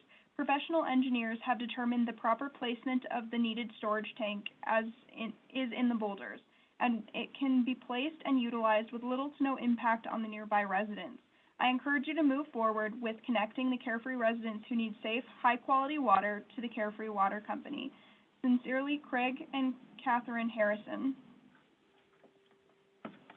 Next letter. Dear Carefree Water Company, I have concerns regarding the quality of current Cave Creek water supply and the pace of the water acquisition rights from the town of Cave Creek. The town of Cave Creek's obligation to disclose water testing results from the Arizona Department of Environmental Quality is helpful, but extremely disturbing. Monthly letters received from the town of Cave Creek list potential long-term health effects such as liver or kidney problems, nervous system effects, and/or may lead to a high risk of getting cancer. The warning specifically addresses elevated levels of trihalomethane, THM. There are people with weakened immune systems who may be more susceptible to this and other water contaminants. My wife, Nancy, is one of those people. Since moving to Carefree in 2018, we have experienced numerous instances of cloudy tap water and pressure issues. We installed, at a great expense, a state-of-the-art water filtration system which requires quarter cleaning rather than the manufacturer's recommended twice-a-year service. Paraphrasing from the town of Carefree's evaluation and financial report from August 27, 2019, quote, due to the age of the system, challenges associated with performing routine maintenance, and poor construction quality, the general condition of the infrastructure is likely to be below average to poor, end quote. The Carefree Water Company is likely aware that Carefree Foothills infrastructure is amongst the oldest and most neglected in the acquisition proposal. We are entitled to clean and safe drinking water and would appreciate the town of Carefree and the Carefree Water Company's timely acquisition of Cave Creek water. Thank you, James Dove, 35003 North Sunset Trail, Carefree, Arizona. Next letter. When I first moved to Arizona in the mid-1960s, I quickly became aware of the long, ongoing dogfights for water. These tussles were headlined at that time by the CAP approvals after decades of tireless work by Senator Carl Hayden and others. The city fathers of Carefree have been in these water tussles for a very long time, too.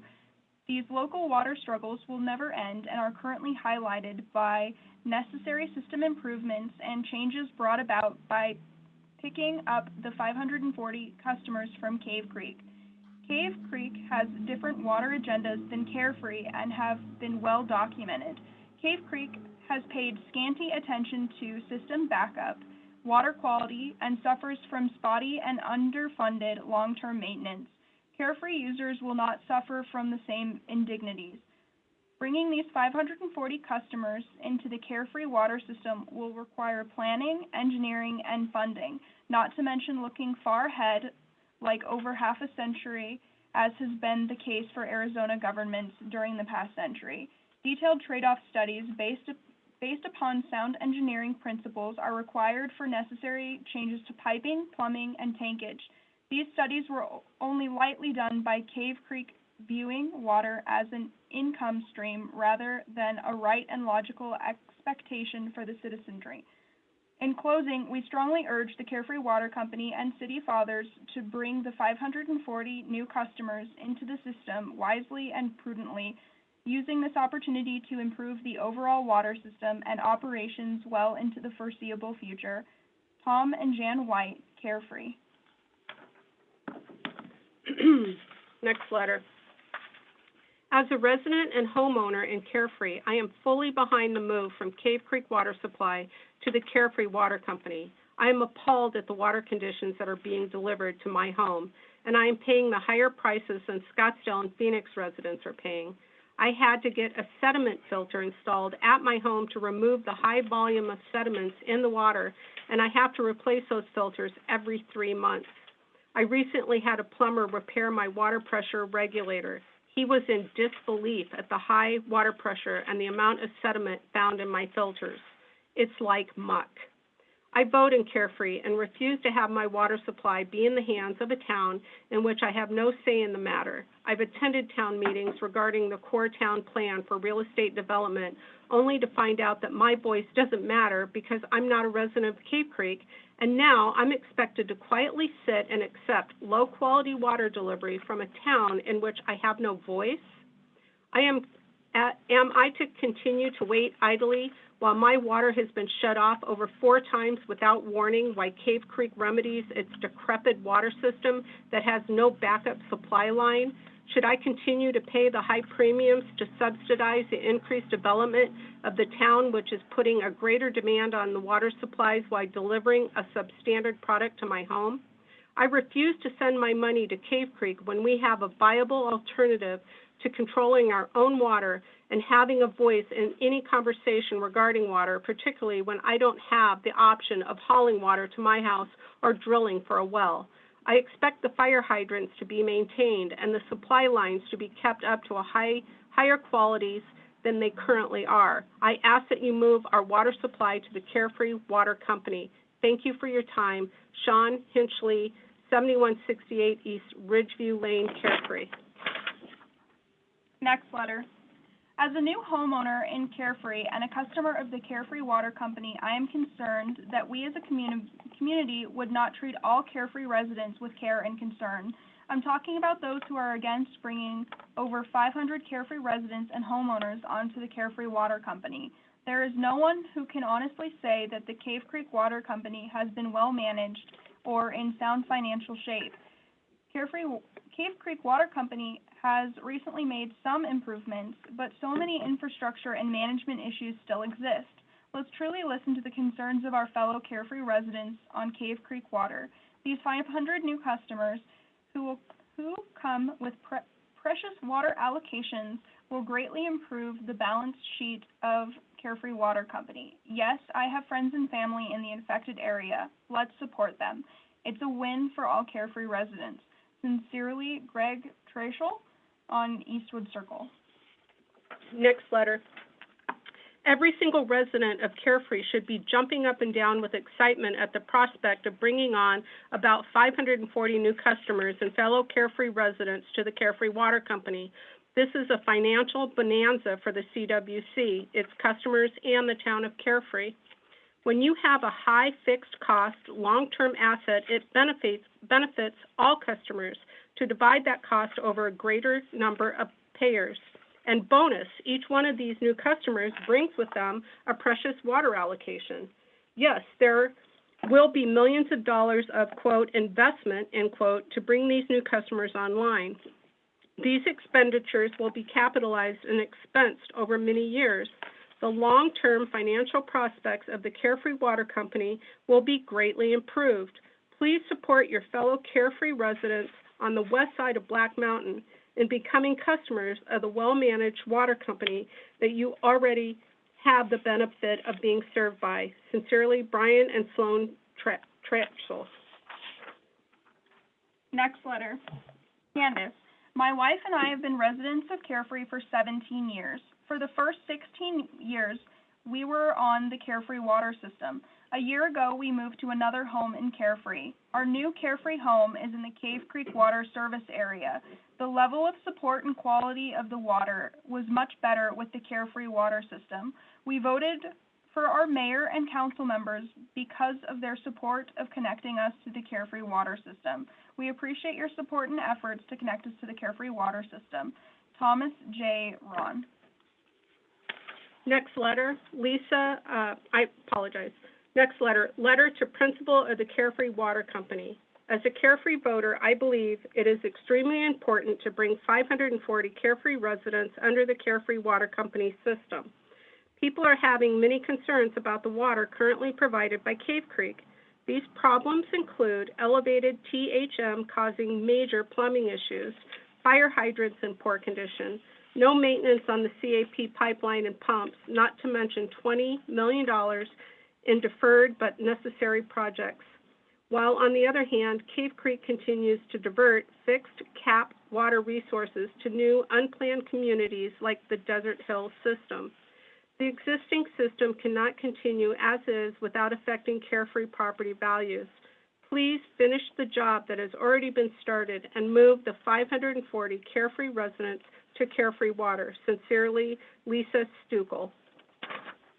Next letter. Thank you for the opportunity to communicate. As Carefree Foothills residents, we endorse acquisition and building of underground water storage at the Boulders by Carefree because we are concerned about Cave Creek's ability to provide us water quality and pressure now and in the future. The concerns are Cave Creek's. 1, levels of TMH, sediment, poor pressure, and brown water. 2, no backup, old pipes, and Cave Creek's multiple unsustainable sources. 3, old cap lines and old hydrants.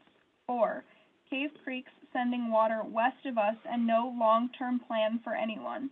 Thus, with Carefree in charge of our water, a new tank with proper professional consultation by them, and we being newly represented in their decision-making, we can properly move forward. Sincerely, Cheryl and David Schenker. Next letter to the town of Carefree from Robert and Barbara Mecca, 6218 Hidden Canyons Road, Carefree, Arizona, Carefree Foothills. We are writing this letter in support of the effort to move the homes in our area to the Carefree Water Company. Many important issues surround this, mainly the fact our vote does not count in Cave Creek, so we do not have a voice in the decisions or fate of our water system. Our concerns include quality and long-term availability of safe water, maintenance of the system, and working fire hydrants. In our opinion, the acquisition must continue and be finished as soon as possible. Thank you for your consideration. Next letter. Karen and I are in favor of the Boulders storage tank. Ron and Karen Sheridan, 7186 East Ridgeview Lane, Carefree, Arizona. Next letter. Dear Candace, I am currently resident of Carefree, and my address is 35008 North Sunset Trail, Carefree, Arizona. I am writing the town to express my opinion and concerns regarding the water acquisition. I have many concerns over the quality of the water from Cave Creek Water. They have been personally experienced over the years, and the warning of elevated levels of trihalomethane sent out by Cave Creek Water Company. There is basically no current backup to bring the water to the Carefree residents under their system, and the lack of maintenance on their 35-year-old pipeline and pumping station has been noticed by brown-colored water on many occasions. The town of Cave Creek has identified, but not scheduled, $20 million maintenance project to improve this matter, but there are concerns that it will not happen or be severely delayed. 2 years ago, Liberty Utilities sewer customers in Carefree, including our subdivision of Carefree Foothills, did not object to the decommissioning of the wastewater treatment plant, WWTP, in the Boulders, although the decommissioning brought no value to them. Selfishness was set aside. It was the right thing to do. As a result, monthly rates increase about $15. Similarly, bringing the Carefree Water customers served by Cave Creek Water Company to the Carefree Water Company is the right thing to do. Further decision on the location of the required 300-gallon buried water storage reservoir should be based on professional engineering firm analysis, as well as providing the greatest good for the most people at the lowest cost. Water service and quality are critical. This is why all local communities seek to maintain control and have representation over this limited natural resource. Today, Carefree residents served by the Cave Creek Water Company do not have a voice in the representation that controls their water resources. Water quality and reliable water service is critical to our quality of life and the value of our homes. This acquisition will ensure that all of Carefree residents are supplied the same high-quality, reliable water. Regards, a Carefree resident, Alan Hobrakshik. Next letter. Dear Mayor Peterson and members of the Carefree Town Council, my wife Rebecca and I have been residents of Carefree for 10 years, and for those years we have experienced major water leaks outdoors and indoors attributed to water pressure with a cost to the tune of $60,000 to repair. In addition, we have brown water when turning on the taps first time in the morning. Add to that the serious health risks associated with the water quality acknowledged by Cave Creek. We are avid supporters of moving our service to Carefree Water Company.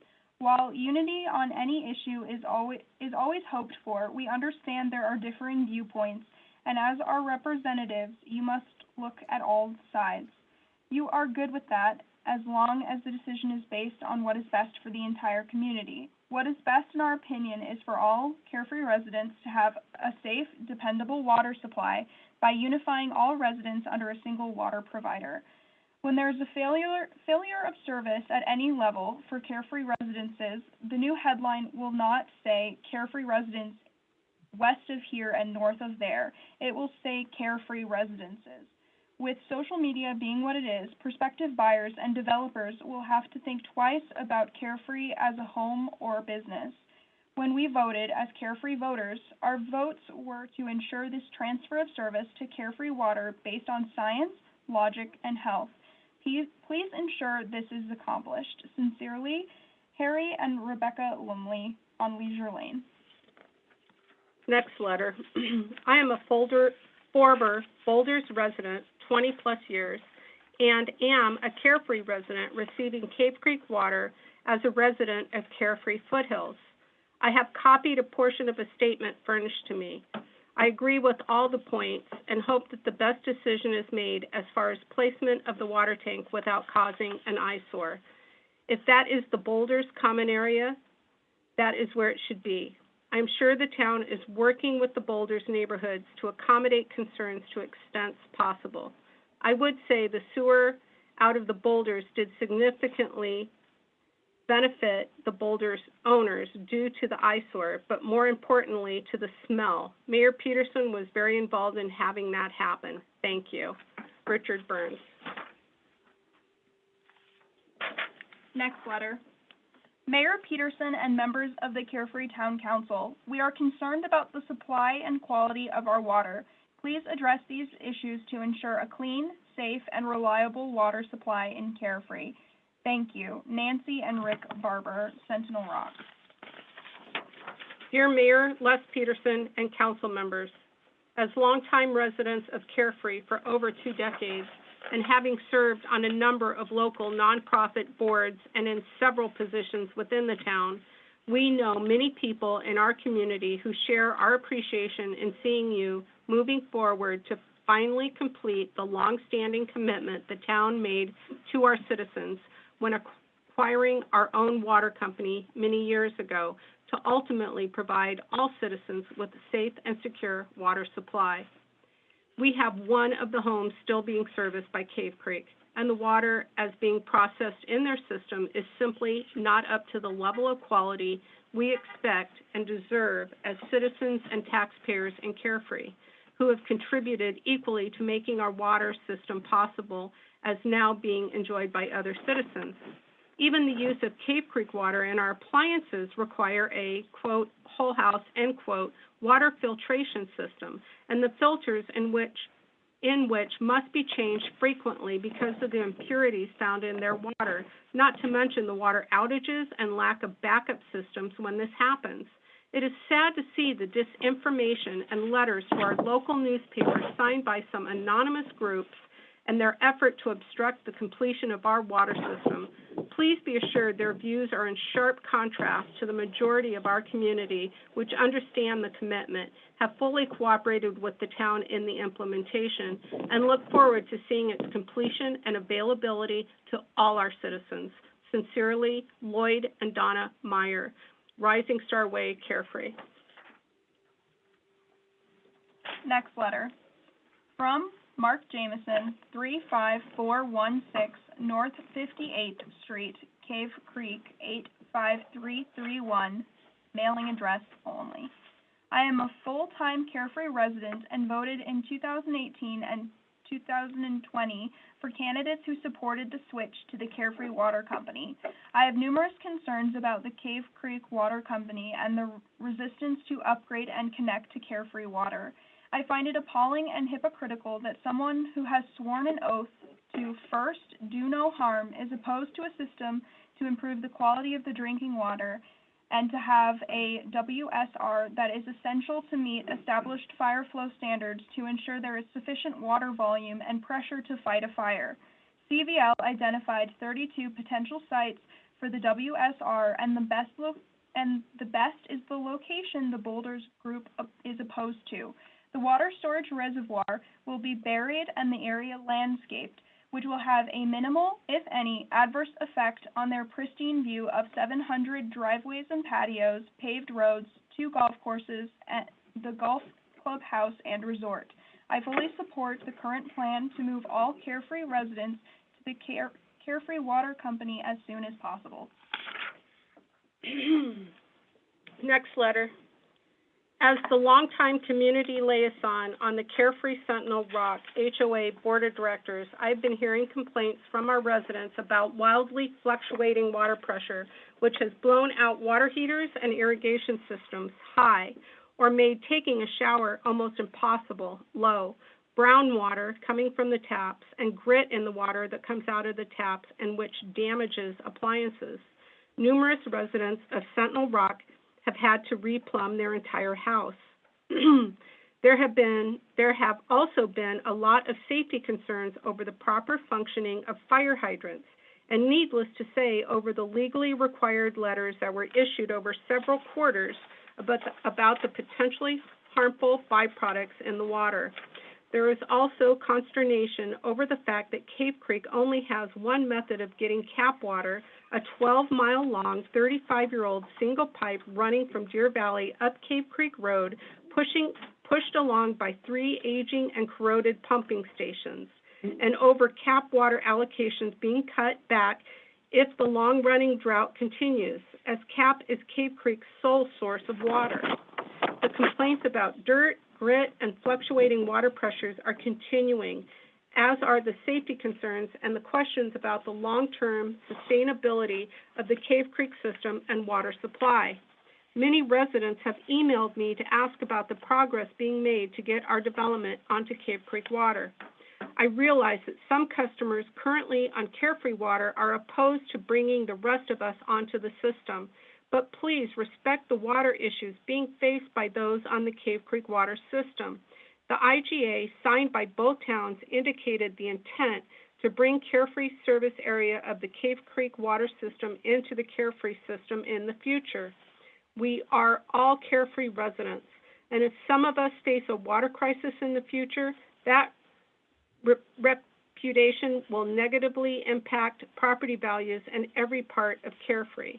Thank you, Lynn Hitchen, the representing Carefree Sentinel Rock HOA Board. Next letter. Thank you for the opportunity to comment on the water storage tank. We live and vote in Carefree and are deeply concerned about the safety and availability of ongoing service by the town of Cave Creek. We will address 2 of the many reasons to resolve this matter promptly. We can sympathize with folks engaged in a NIMBY effort, as no one wants an unsightly view outside their window. However, in the instant situation, the town of Carefree has gone to extraordinary efforts to make this obstruction invisible. The desert landscape will blend it in with the surrounding landscape. Where's the beef? A minor inconvenience in view, if any, should not stand in the way of the health of a significant number of Carefree citizens. Regarding the modest increase in everyone's monthly water bill, that is how communities work. They spread expenses across the population in order to make it affordable for everyone. We pay many taxes for which we get little in the way of direct return. We also find the duplicity of the Boulder protesters noteworthy. It is not okay for us to pay for the removal of the previous tank from their neighborhood when they will not reciprocate in return. Let's be good citizens and help each other. End the nonsense, get the tank in the ground, and the clean water flowing. Kevin and Cheryl Blakely in Sentinel Rock.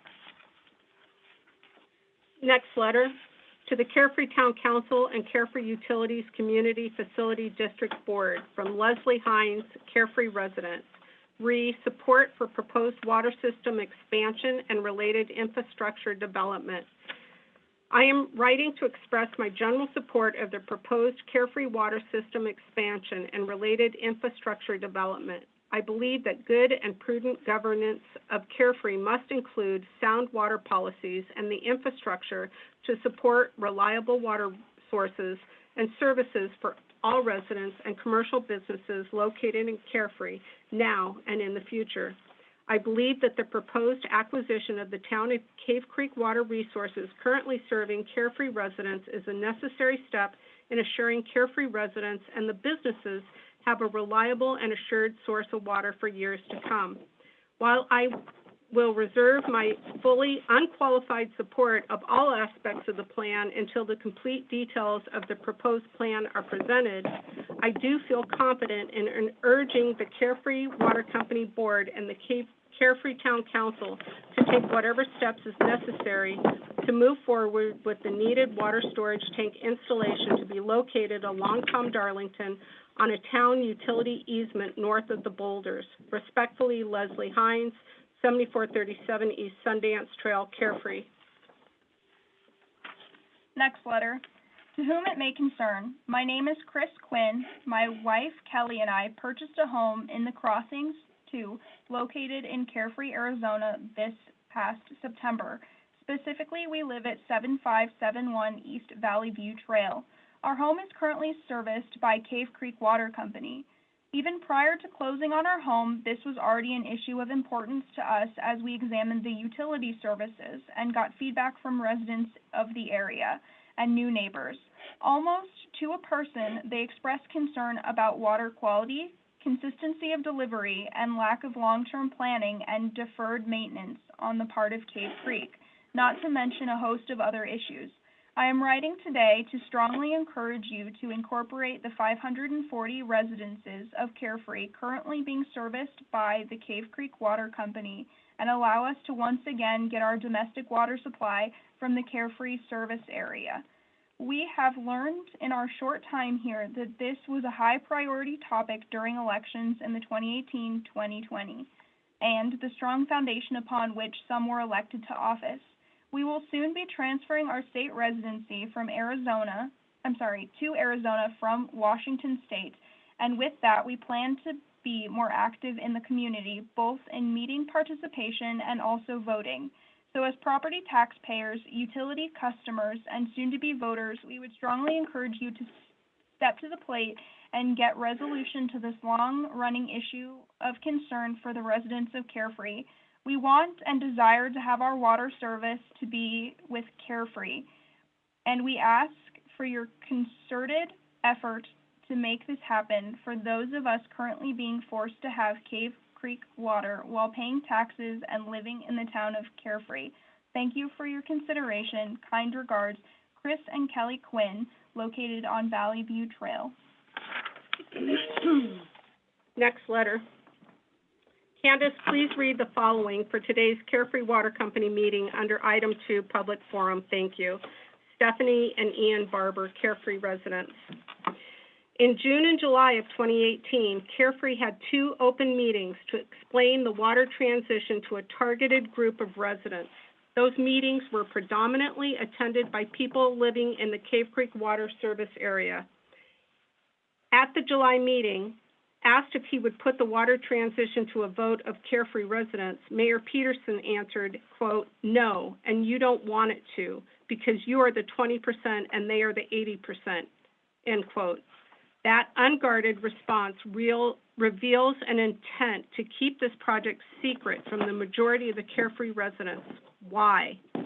Finally, 2.5 years later, Carefree Water hosts this meeting to discuss the water transition, giving residents a 2-business-day notice, the legal minimum.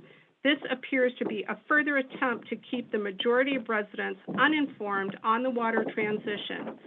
Carefree Water has deliberately avoided reaching out to their customer base, who still remain mostly oblivious to this project.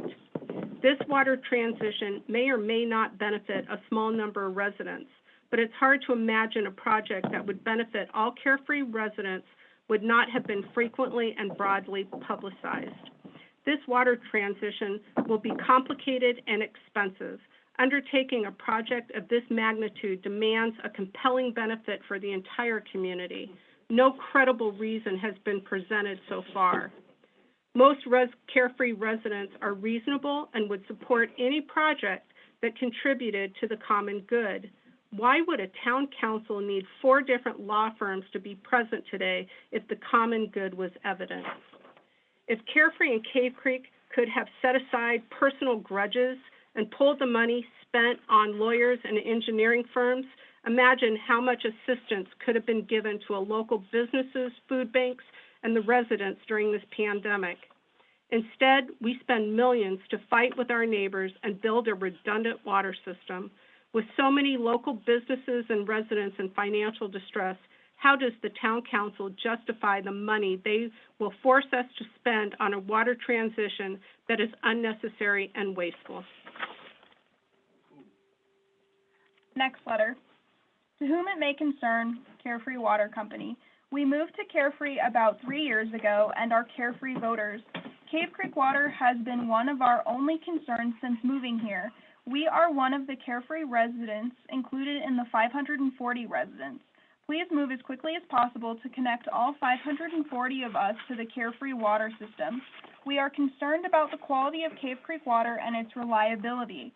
When we moved here, we believed this process would go more smoothly and faster than it has. Thank you for your support. John and Linda Lawrenson on Terraces Circle. Next letter. Les, I've been following the town's progress on resolving the challenges of integrating the West Side water users into the Carefree water system. Keep up the fight. You are doing the right thing for Carefree.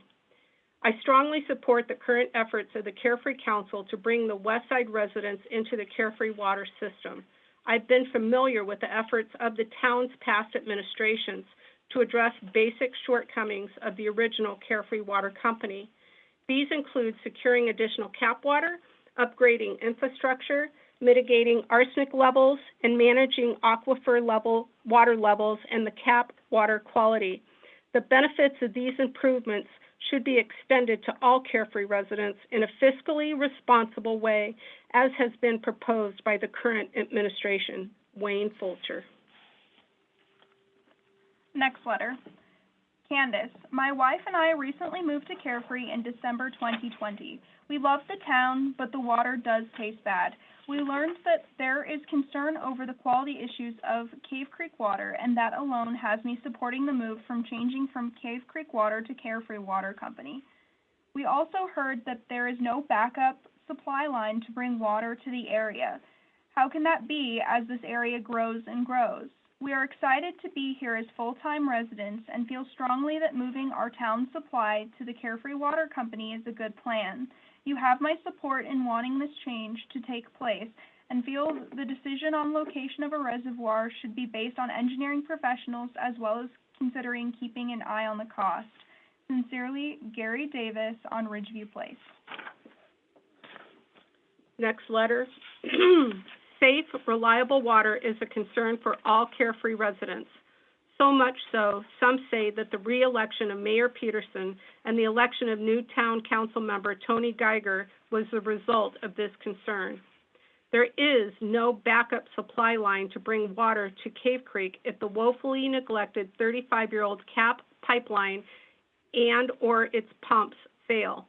The reality of a backup line from the city of Phoenix is years away. Tens of millions of dollars of long deferred but necessary maintenance and improvements have been identified. Some projects have been scheduled in their 5-year plan. Some of those scheduled projects have already been pushed back. The opportunity of gaining 530 plus new customers and the water allocation is absolutely a boon to the financial health of the Carefree Water Company as well as the town of Carefree. Costs associated with acquiring these customers is an investment in the financial health of CWC. Paul Rindy, 35601 North Mamie Maud Drive. Next letter. Attention, Candace. As property owners and full-time residents of Carefree, we are very concerned over the quality and long-term supply of potable water to our property that is currently supplied by Cave Creek. We have great concerns over both the water quality that is currently being supplied by Cave Creek and the level of service that is inherent in the system. We have concerns over the quality of water that is being delivered to our taps. Routinely, we receive notices in the mail that the Cave Creek water that we are receiving does not meet acceptable quality standards and contains elevated levels of trihalomethane, that is a documented carcinogen. Out of fear for our health and safety, we have opted to install expensive reverse osmosis water treatment equipment and are compelled to purchase bottled drinking water. Equally as concerning as water quality is the lack of system redundancy with no backup pipeline to bring water to Cave Creek. This system vulnerability leaves our property at risk during times of emergency or without service during routine maintenance operations if they were ever to occur. With a water system that is totally reliant upon a single pipeline, puts people's lives and well-being at risk. In conjunction with personal health risk, there is also potential negative financial impacts on our property values due to the ongoing drought and potential cap allocation cutbacks. With the growth that is occurring in the Desert Hills system and concerns over long-term water resources in Cave Creek could potentially lead to severe Cave Creek water conservation measures. Increased water restriction could lead to a reduction in attractiveness for home buyers. We purchased our home specifically positioned within the jurisdiction of Carefree as well as a well-ran community with trusted leaders. As a citizen of Carefree, it is our wish to be treated equally as the remaining town residents, especially when it comes to health and safety. Adding our property and other residences to the Carefree Water Company will result in economies of scale, leading to greater financial strength of the water company in the long term, and is the right thing to do by the town. We feel that it is in the town's best interest to properly supply all residents of Carefree with clean and reliable water service. Signed, Joe Graham and Annie Thompson. Next letter. Please listen to the experts that this is a win for the long-term financial health of the Carefree Water Company. The Carefree Water Company has done its due diligence and financial analysis of acquiring the 540 or so Carefree households currently on Cave Creek water. The millions of dollars that will be invested in infrastructure improvements is not just money floating around that could be spent elsewhere. This investment will bring the perpetual benefit of adding an additional 540 fellow Carefree households, each bringing along a valuable water allocation onto Carefree Water Company. There are variable and fixed costs to delivering water. 540 new households means that those fixed costs will be spread over more customers in the future. And don't forget, the infrastructure build-out will put Carefree in the driver's seat for developing the northeast corner of Cave Creek Road and Carefree Highway. Taxes generated by the development of this area will benefit all Carefree residents. We all live in the beautiful town of Carefree. Let's come together as a united community in providing the same water service to all households in Carefree. Thank you, Lisa Rindy, on North Mamie Maud Drive. Chairman Peterson and Board, that ends the letters for this agenda item. Thank you, Candace and Chase. Those were excellent readings. That concludes agenda number 2. There is no action item that is required here. I would mention, though, as I reflect on this, these letters parallel the number 1 topic at every HOA meeting, literally, that I go to. If I'm at Bash's, if I'm in Ace Hardware or wherever it may be in town, these topics and these identification of issues are consistent and have been there. I've been here for 6.5 years now, and that's the number 1 topic. So the next agenda item, presentation from Greg Crossman on item number 3, presentation regarding the underground water storage reservoir in the boulders. And I would like to thank all those people who did write in. Mr. Chairman, thank you. Let me share my screen.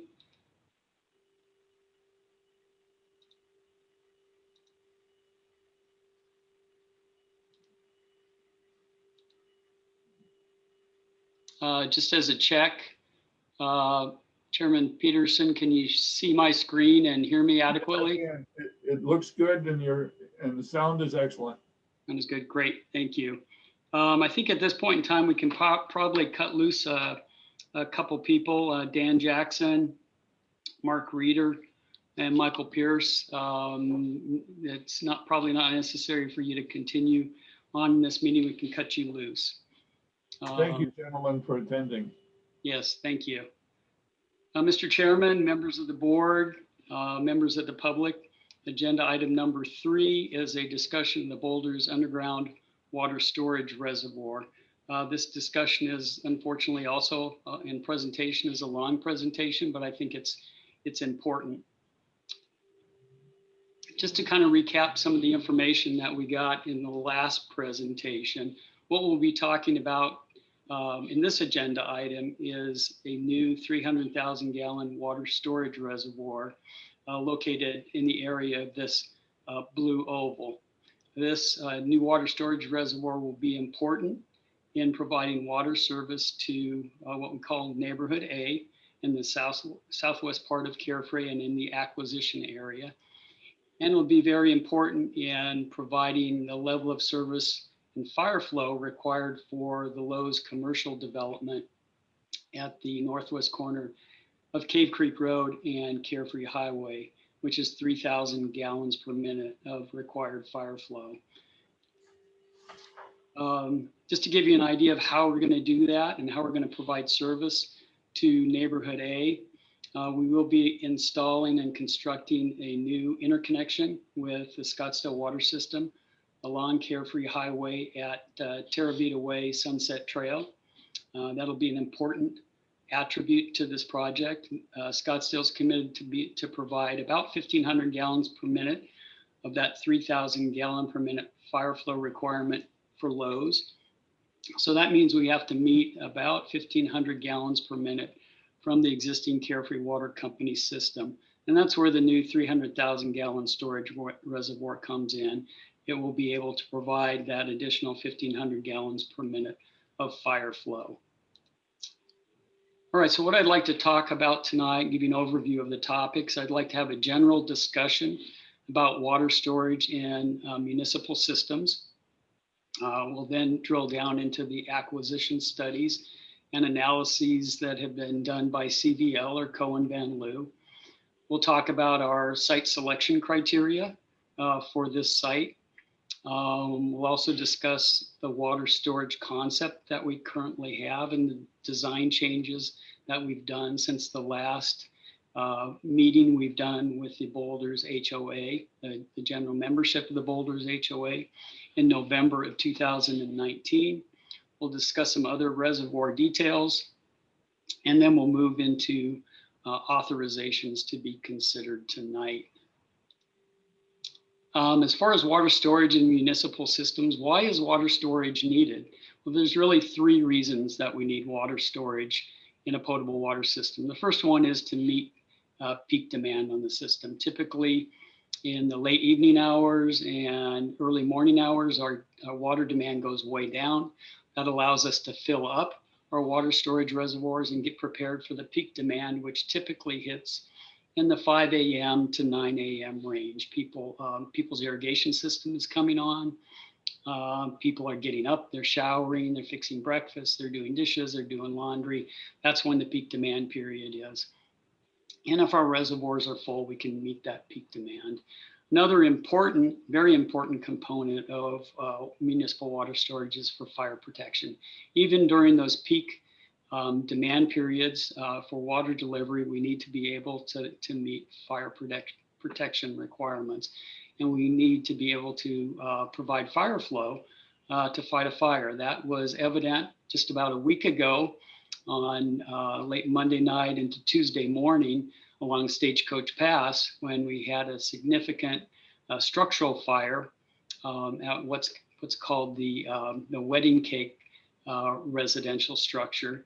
That fire was fought by Rural Metro, and hopefully some of you have had an opportunity to talk to Chief Kratz, because he has nothing but good things to say about how our water system performed during that firefighting effort.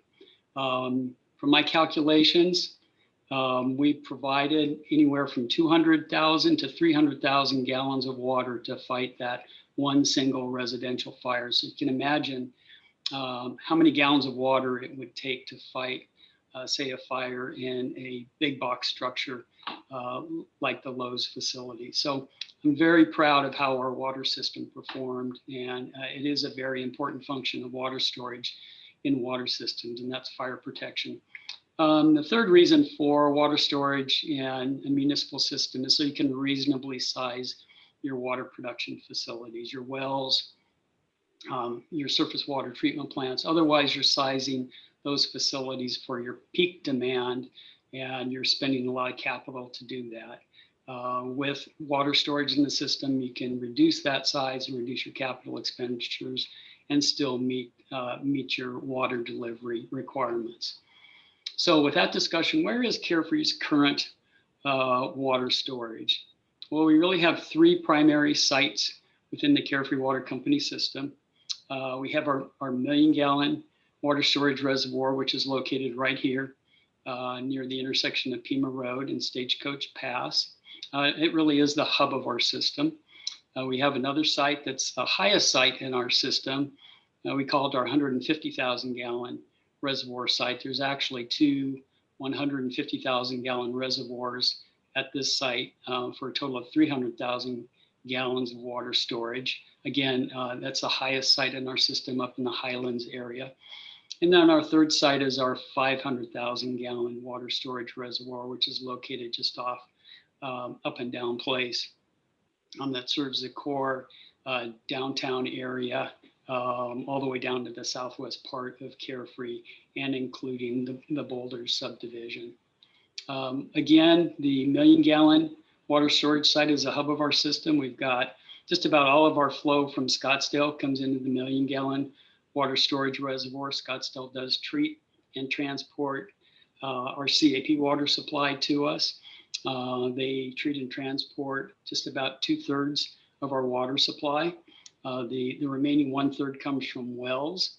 Our two major wells are located in the Desert Forest Golf Course area to the northwest of the 1 million gallon water storage site.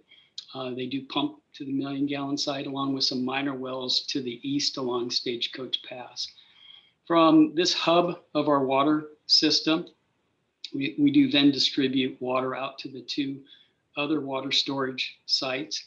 We have to pump water up to the 150,000 gallon site because it is the highest point in our system up in the Highlands. Our much preferred way of distributing water to the site is by using Mother Nature and gravity to distribute the water and actually pressurize the water, which is what we do when we deliver water out to the 500,000 gallon water reservoir site on Up and Down Place, because it is slightly lower than the 1 million gallon water storage reservoir. When the 150,000 gallon site is full, it can flow by gravity to what we call the Highlands zone, which is that water pressure zone shown between these two yellow lines. And it does flow out of that reservoir by gravity. For the 500,000 gallon water storage site, same thing occurs. We can flow out of that site by gravity to adequate pressures through the entire pressure zone. We do call that the town center zone. And again, that serves the downtown core, southwest Carefree, and all of the Boulders. What I've got here are some photographs. This is a photograph of our 1 million gallon water storage site. It's one of our newer sites, and it is completely underground. So this will be the template that we use for the new 300,000 gallon water storage site. And there is 1 million gallons of water stored under the desert right here. This is another photograph of our 1 million gallon water storage reservoir. I haven't talked to, but I would bet that if you do talk to the owner of this residential structure that's just to the north of the site, they'd be surprised to learn that they have 1 million gallons of potable water just to the south of their residence.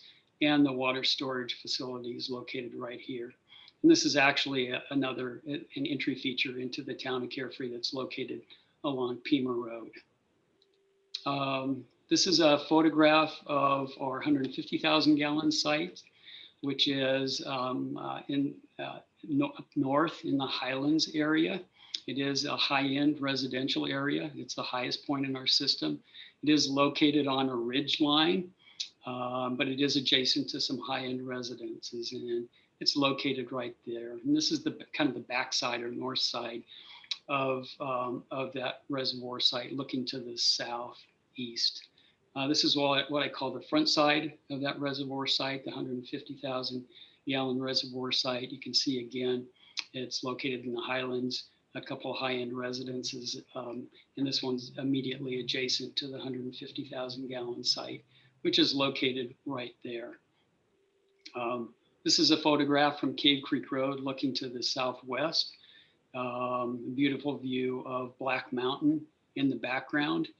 This is looking at our 500,000 gallon reservoir site, which is located right here. And do notice this residential structure right here, which is this high-end residential structure, which is located right next door to our 500,000 gallon site. Kind of the point of these pictures is that these water storage facilities are municipal facilities. They are not industrial facilities, and they do fit well within our residential or high-end residential setting that we have here in Carefree.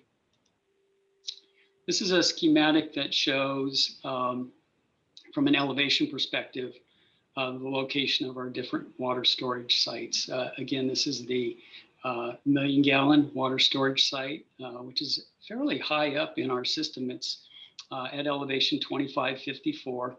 This is where all the major inflows of water come. Scottsdale, our wells come into this site. We do have to pump, which is not our preferred way to do it, but there's no way around it. We do have to pump up to 150,000 gallon site, which is located here, much higher than the million gallon site. It's at elevation 2770, so about 220 feet higher than the million gallon site. From that point, we can flow by gravity and with adequate pressures into the highland zone. Our preferred method to distribute water throughout our system is by gravity, which we can do to our 500,000 gallon site, which is slightly lower than our million gallon site. It's located at elevation 2524, which is about 30 feet lower than the million gallon site. So we can get water by gravity into the 500,000 gallon site, and then it adequately pressurizes the water out into the town center zone. Okay, so now let's switch to a discussion of the acquisition studies and how they relate to additional water storage needed in the Carefree Water Company area. And again, the acquisition is the acquisition of those areas of Carefree that are served potable water by the town of Cave Creek. We discussed this at length in the previous agenda item. We also touched on this, how the Carefree service area really has three very distinct geographic areas, and we've labeled those as Neighborhood A, Neighborhood B, and Neighborhood C. We also touched upon the relative challenges in getting water to these three different neighborhoods, how Neighborhood B and C are somewhat easier to serve water to from the existing Carefree water service area, and how Neighborhood A is a little bit more challenging because of Black Mountain and because of the demands in these areas. From Lowe's, the northeast corner of Cave Creek Road and Carefree Highway, and just the fact that about 60% of the new residential customers within the Carefree service area are located in Neighborhood A. So again, talking about the acquisition studies, the engineering firm Cohen Van Leeuwen, or CVL, was hired in the mid 2018 range to address all these potential acquisition questions. And one of the questions that we posed to them out of many questions was, with the acquisition, do we need additional water storage? And in order to answer that question, they performed some very detailed computer modeling. They input just about every pipeline in the system, every well, every booster pump station, every water reservoir, all the water features within both our Carefree Water Company service area and the acquisition area to address the question of what impact does the acquisition area have on water deliveries, what impact do peak demands from both the existing Carefree Water Company system and the acquisition area have on our water system, what impacts do fire protection have, and what impacts will future growth in both those areas have. And the answer was that yes, we need more storage in the system. And as people like to explain it, we really need to, with the acquisition and future growth, we really need to rebalance the system. How much storage do we need? Well, we've talked about that a lot. We need 300,000 gallons of additional water storage. Where do we need that storage? It needs to supplement the pressure zone that's served by the 500,000 gallon water storage site. And that site or that zone includes the town business core, all of Southwest Carefree, including Neighborhood A and the boulders. And I'm a real visual type person, so this graphic really helps me visualize why we need more storage in the 500,000 gallon water storage area. And that's because the only part of the acquisition area, and that's about the north half or a little bit more than the north half of Neighborhood C, that's served by a different area or different water storage facility, is served by the 150,000 gallon site here. And again, that's a little bit more than half of Neighborhood C. The remaining portions of the acquisition area, all of Neighborhood A, all of Neighborhood B, and just under half of Neighborhood C are all served from the 500,000 gallon water storage reservoir. So it's kind of intuitive from that perspective why we need additional water storage in that area. So again, this is our schematic elevation wise of the water storage system in the existing Carefree Water Company system. And our preference, of course, is to be able to utilize Mother Nature and take advantage of her pressurizing the water and using gravity and not having to expend the energy to pump water to higher elevations and deliver it down even further to the new 300,000 gallon reservoir and into Neighborhood A. Neighborhood A is a somewhat challenging area to deliver water to. It does have a wide variation in elevations that we have to deliver to. It goes down as low as elevation 2070, almost 700 feet, 500 feet lower than the 1,000,000 gallon water storage tank. And it goes up to elevation 2320. So what is the magic elevation that the new 300,000 gallon tank needs to, or water storage reservoir needs to be placed at in order to adequately deliver water to Neighborhood A without having a booster pump station? And that elevation we've determined is 2325. Why elevation 2325? Well, below that elevation, if the water storage reservoir is placed below that elevation, it would require pumping, which would then give us create unnecessary energy costs, unnecessary capital costs, and unnecessary noise from a booster pump station.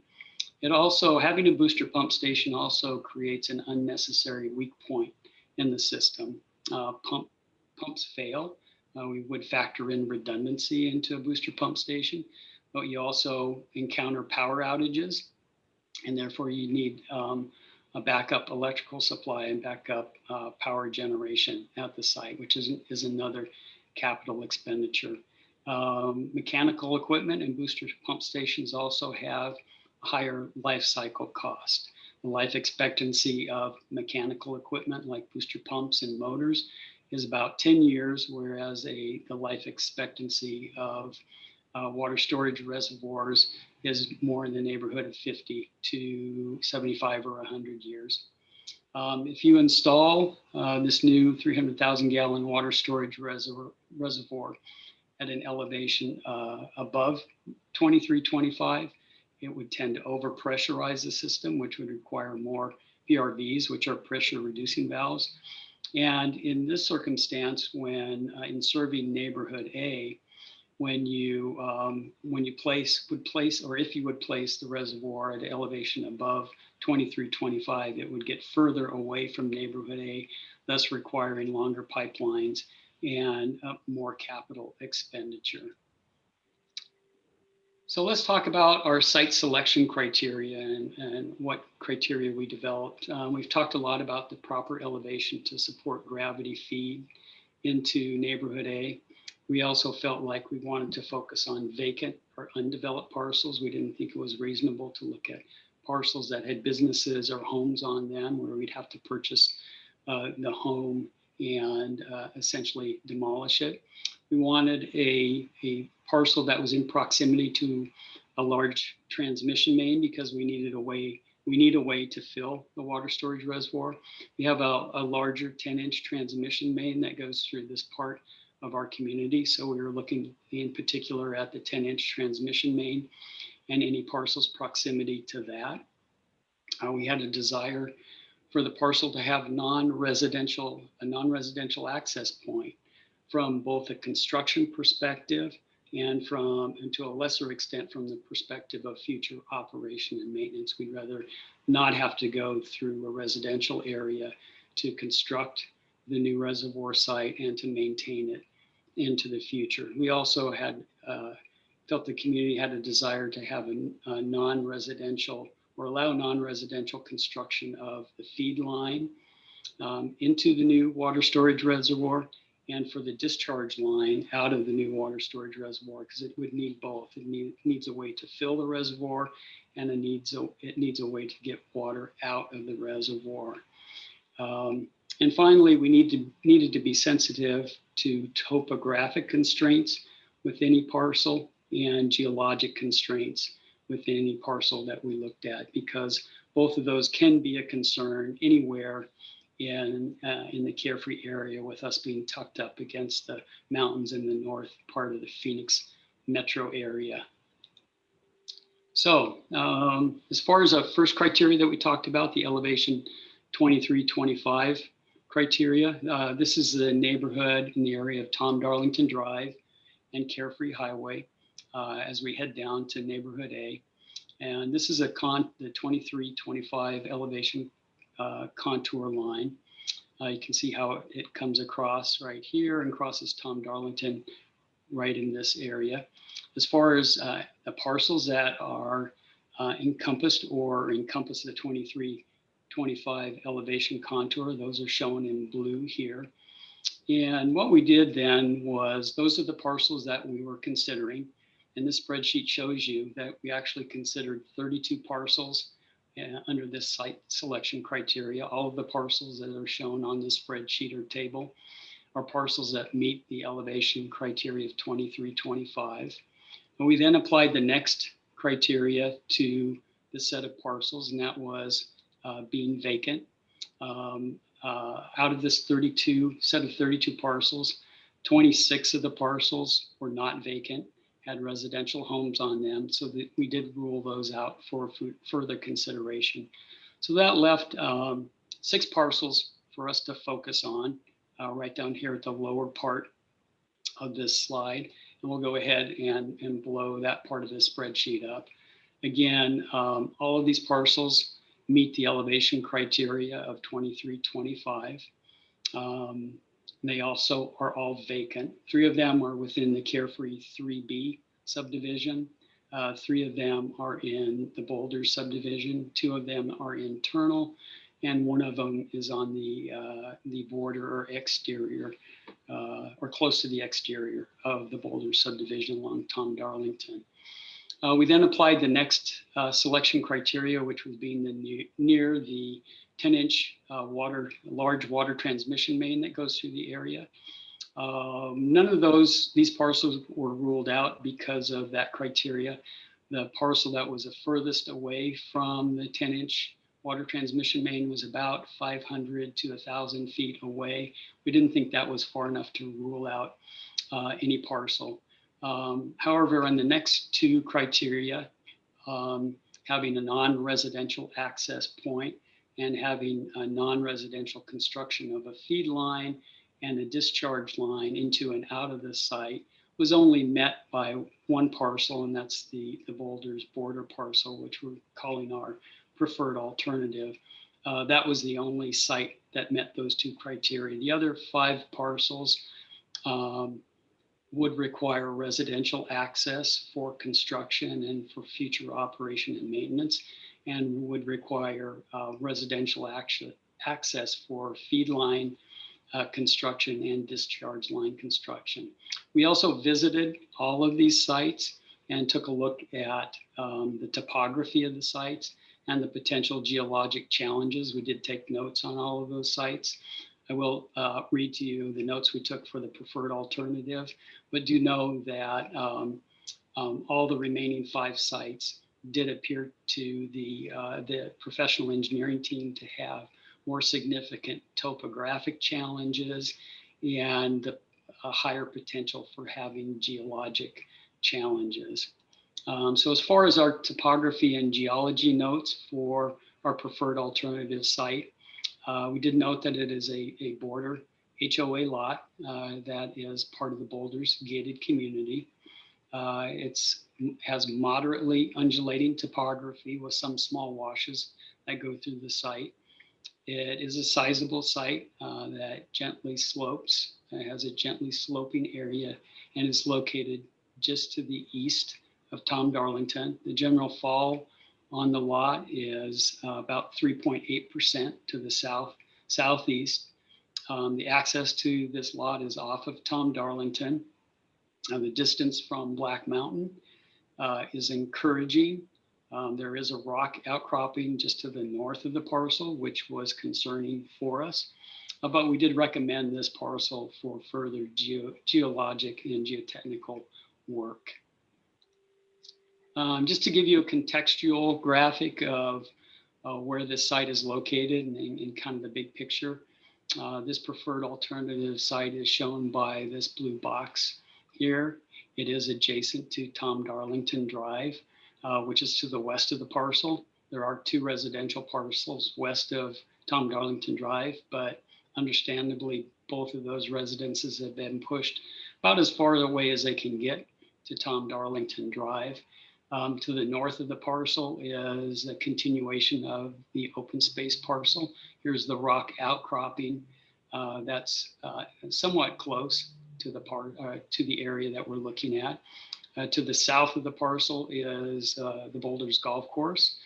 This east-west line right here is a dividing line between Scottsdale and Carefree. To the north is Carefree. To the south is Scottsdale. And then to the east of this lot is the Boulders residential area, and primarily 3 residences that we need to be very sensitive to and are being very sensitive to. And the primary residences that we are concerned about are these 2 residences right here. This residence is fairly well buffered by the 2 residences to the west and by Sagebrush Lane. So I wanted to get you a kind of a general overview of the site. So what we did at that point, we then proceeded into geologic investigation of the site. We hired the firm of Nino and Moore through CVL to go out and do drilling on the site. And they actually drilled 6 boreholes, 6 holes to find out how deep either bedrock or a caliche layer was on the site.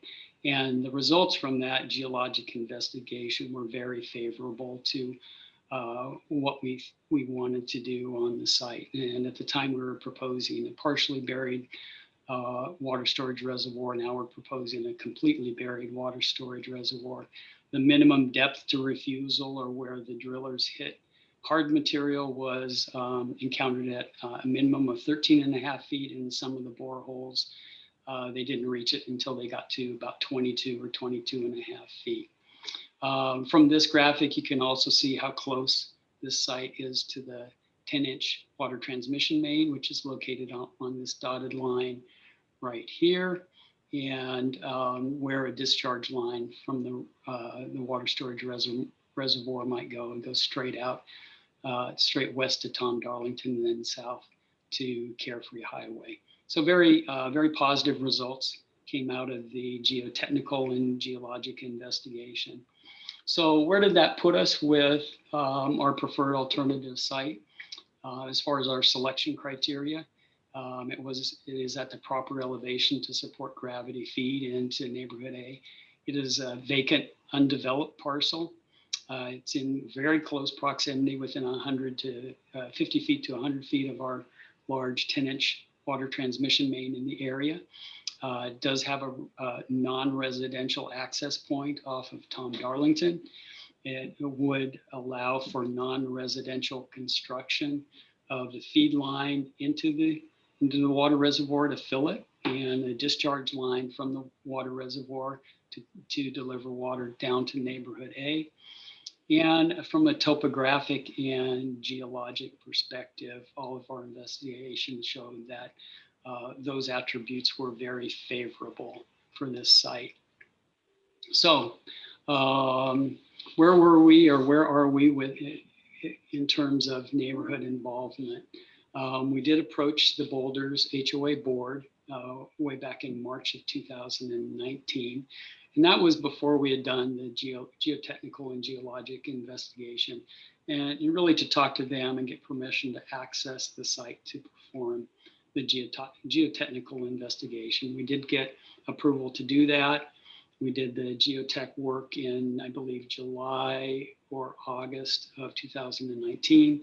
We got the results back in the September, October timeframe.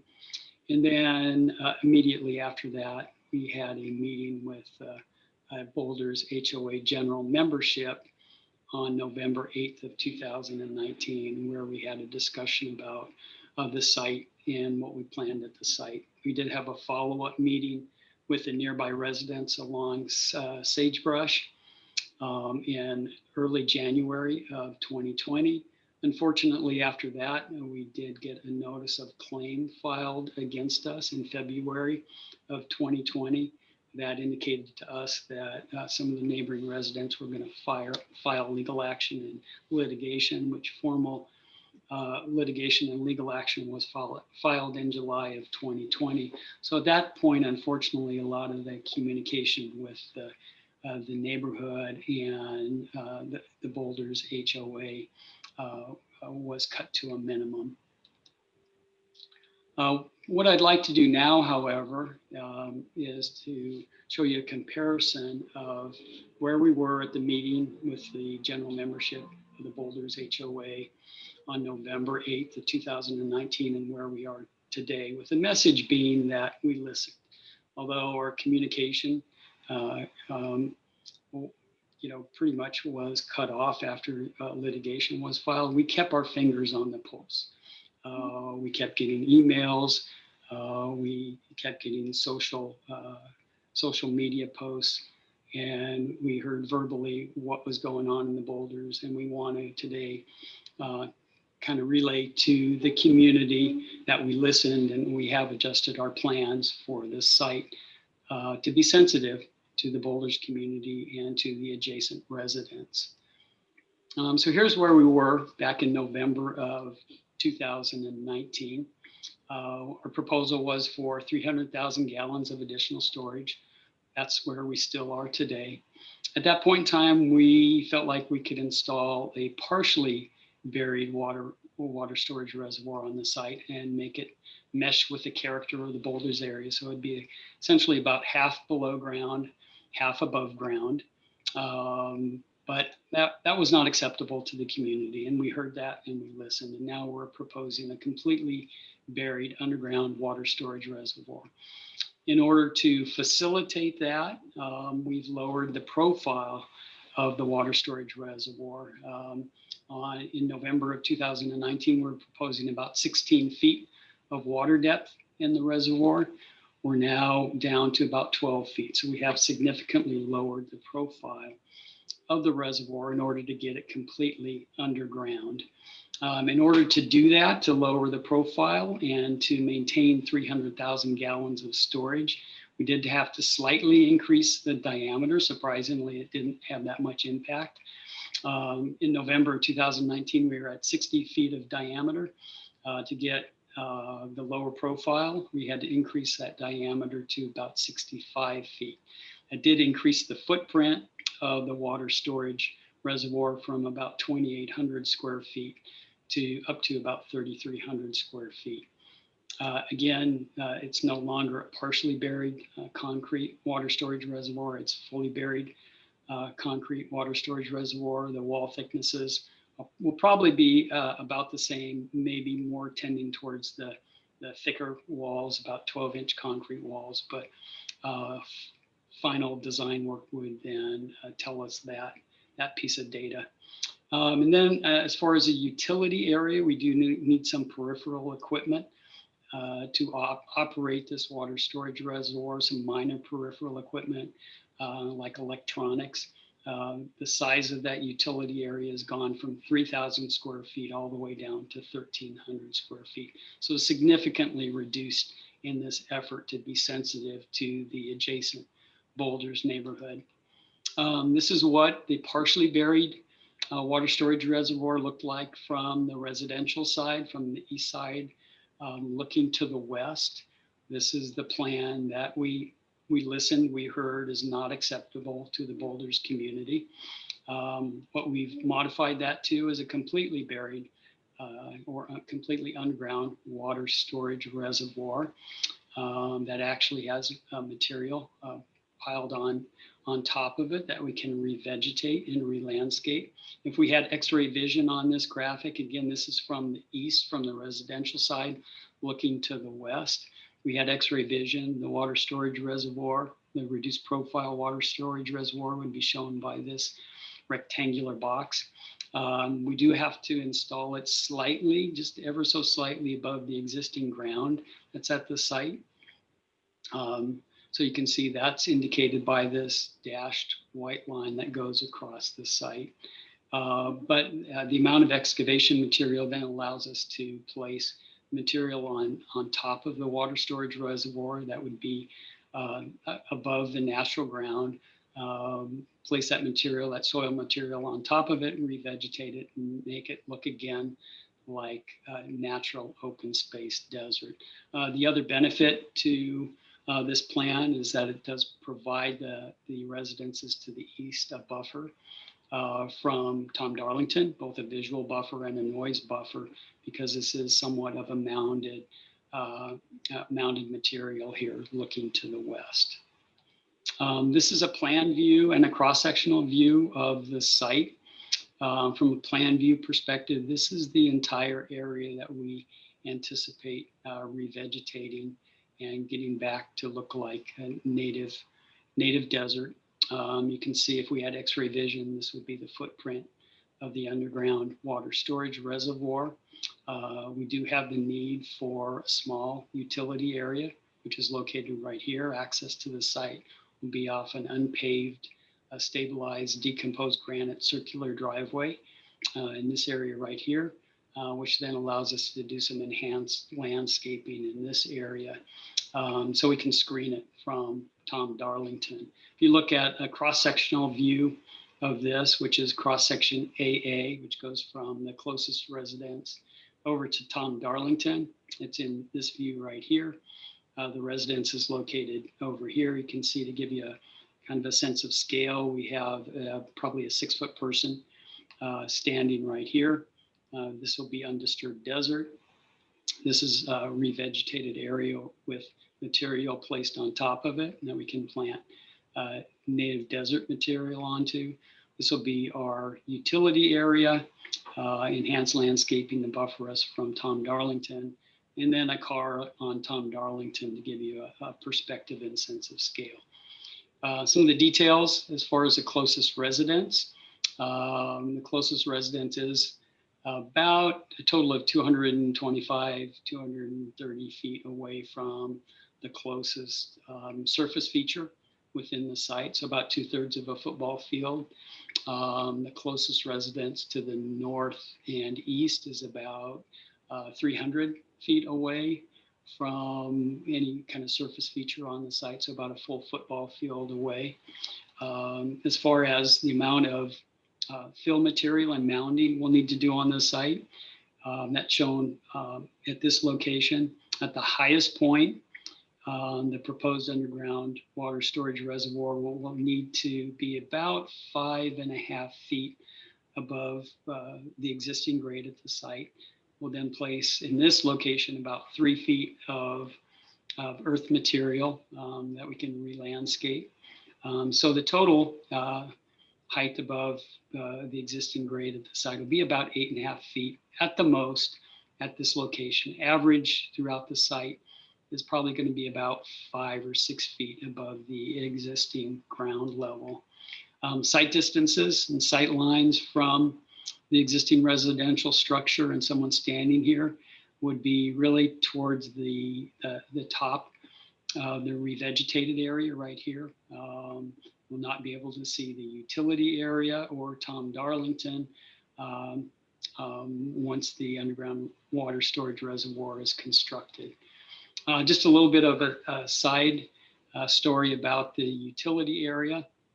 When we did decide to place the water storage unit completely underground, that left the dilemma of the utility area being off to the side and having to be fenced or walled for security reasons. So my charge was then to minimize the size of that, which we have done and we talked about.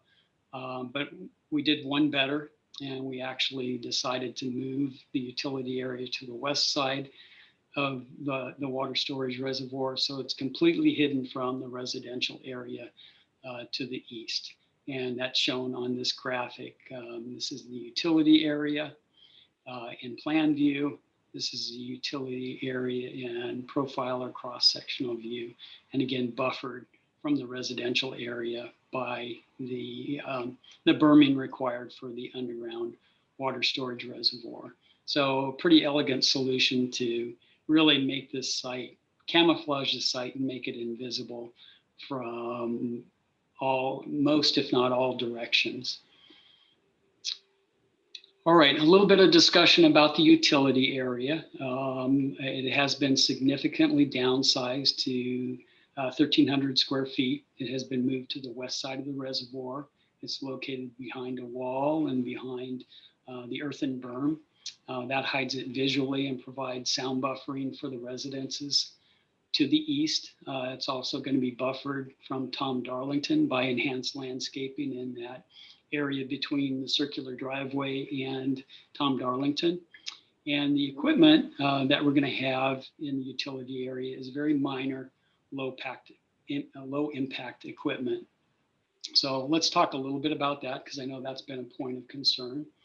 There really are 4 pieces of equipment that are needed in the utility area. We will need electrical cabinets because we do need to have monitoring devices, electronic monitoring devices at the site. We need to know what elevation the reservoir is at.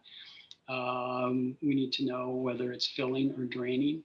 That information needs to be sent back to what we call our SCADA system, our supervisory control and data acquisition system, which really is the automated control system for all of the water company.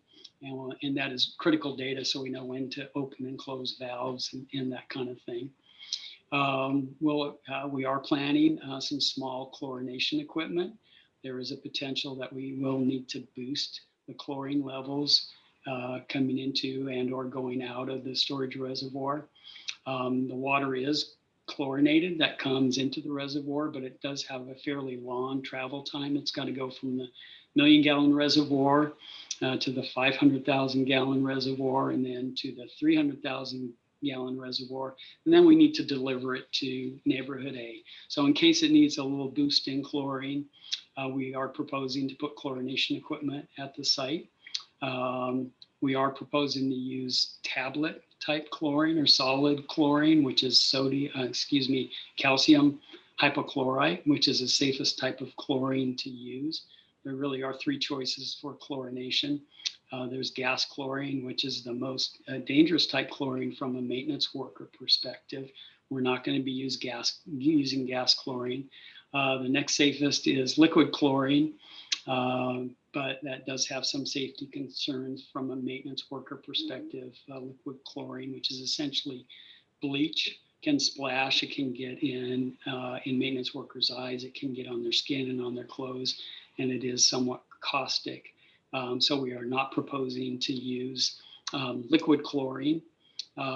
We are proposing to use solid chlorine, again, chlorine tablets, which is similar to the chlorine tablets that many folks use for their home residential pools. We also would want to install a blower at the site for water quality control. We talked a lot about in the previous presentation, THMs or trihalomethanes. We don't want that to become an issue in our water system. So essentially this blower really just bubbles some air within the reservoir to control THMs. Our engineer has stated that this blower, the sound coming from this size blower is be comparable to a residential refrigerator. So really no sound issues associated with that piece of equipment. And the final piece of equipment that we'll need to install in the utility area is emergency backup generator, because we do have critical data and critical readings that are electrically coming from the site. Water reservoir levels in the water storage reservoir, whether the reservoir is filling or draining, those all are important pieces of information we need to control the system. So we will need an emergency backup generator. The only time the emergency backup generator will run is during power outages, when we don't have power at the site. And at all of our sites, that have emergency backup generators, they do exercise once per week for about 15 to 20 minutes to make sure they're operating correctly, because they aren't used all that frequently. Kind of to summarize and talk about some things in the utility area again, there will be minimal issues associated with installing this equipment in the utility area in an open air environment. There has been some discussion about placing this equipment underground or in vaults. That we feel like is unnecessary based on the buffering that we're providing between the residential area and the utility area. And putting them in underground vaults really poses a significant worker safety issue. Anything that's placed in an underground vault is considered to be a confined space by OSHA, which is the Occupational Safety and Health Administration. And to access those pieces of equipment, you'd need to meet OSHA confined space requirements, which really increases the amount of time it takes to maintain that equipment and the maintenance effort that's needed.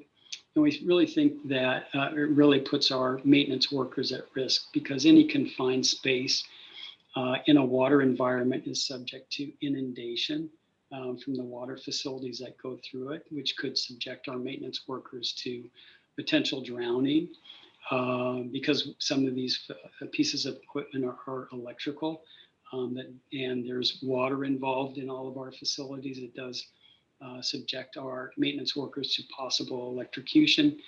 And any type of confined space area there is a concern about lack of oxygen. And because some of this equipment is engine generator type equipment, there would be combustion exhaust fumes that could concentrate in a confined space. And because some of this equipment is chlorination equipment, if it's installed in a very confined small space, there could be a danger of concentrating those chlorine fumes. So for all of those reasons, we will not be considering putting any of this equipment underground in confined spaces. So really that concludes my presentation on the 300,000 gallon water storage reservoir, the proposed water storage reservoir in the boulders. We feel like this is an excellent site for a water storage facility. We also feel like we've been listening to the residents of the boulders and the neighbors in the area, and that we are taking very concerted efforts and extraordinary efforts to protect those neighbors in the neighborhood. I think the next item, we'll open it up. After we open it up to questions, we may have a reading of public, or I think we will have a reading of public comments. And we have had a reading already at the January council meeting. We've heard a lot of claims about the validity of the site selection. And you may hear a lot of opposition from the Boulder residents to the use of this site. After the public comment period, you will be considering an authorization to acquire this Boulder site. And just a little discussion about that this recommendation in action. This recommendation does come from the engineering team. It does not come from the mayor. It does not come from Gary Neese as a town administrator. It comes from the engineering team, and I'm part of that engineering team, and I really head up that engineering team. And the engineering team does not take this recommendation lightly. I, as the general manager of the water company, have fully reviewed this recommendation. It's been fully vetted through me, and I fully support this recommendation. I firmly believe, based on my technical knowledge and expertise and the investigations that we've done, that this is the best site to place this underground water storage reservoir that balances our multiple objectives for this storage reservoir. It meets all of the Carefree Water Company system's operational and maintenance objectives. It's a cost-effective site, even with the extraordinary measures that we're taking to hide it from the adjacent neighborhood and from Tom Darlington. It minimizes the impact on our community, and it minimizes the impact on on this neighborhood.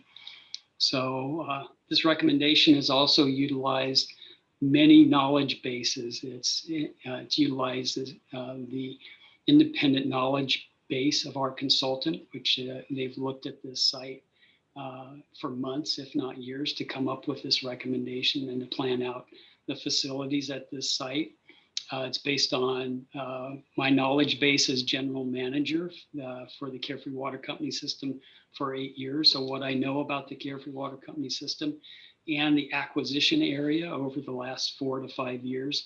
And it's based on the knowledge of our water operators that have 20 plus years of experience with and in the Carefree Water Company system.